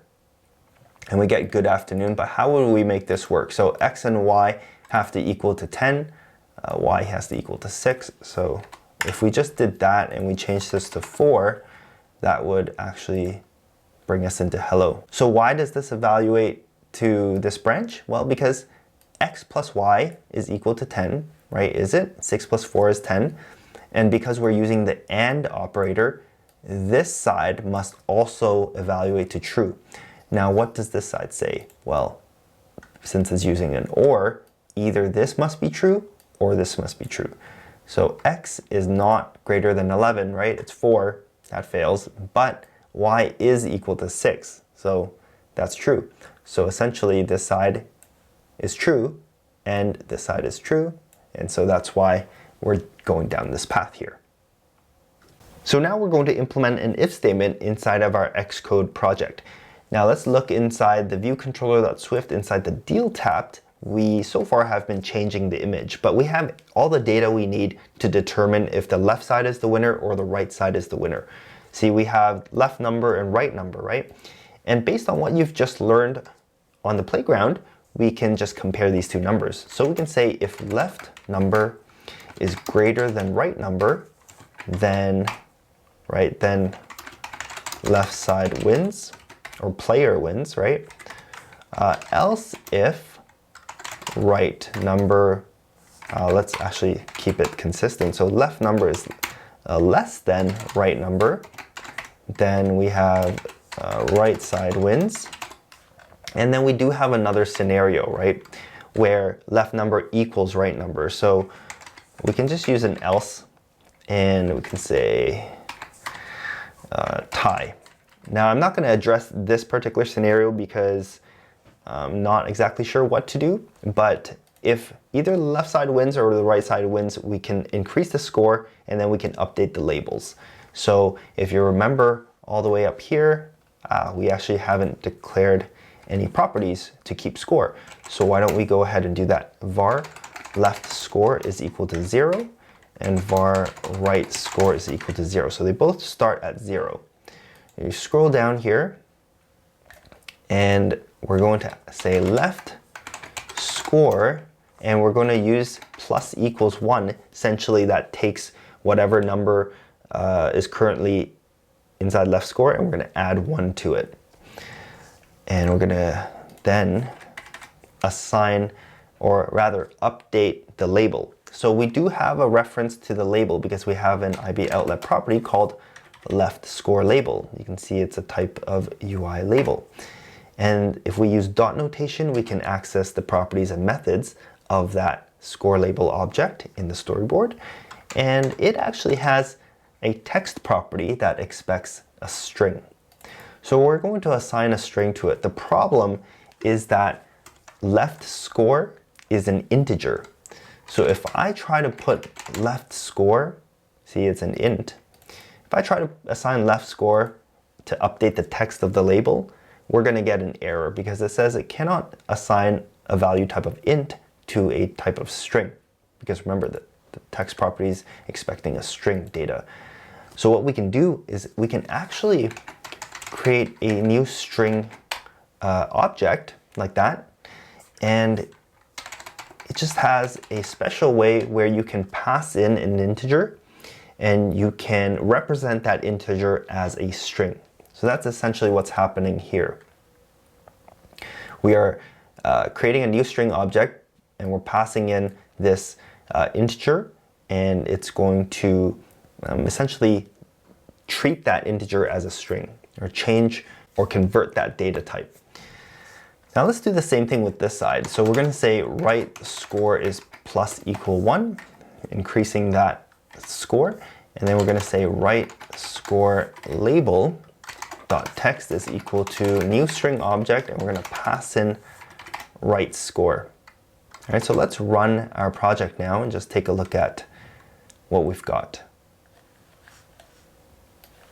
We've got our card game here, and king is bigger than 3, so we have that increased score. 9 is bigger than 7, so we have 2 now. Gets 1 on the scoreboard. Ace is bigger than queen, so you know, cool, works.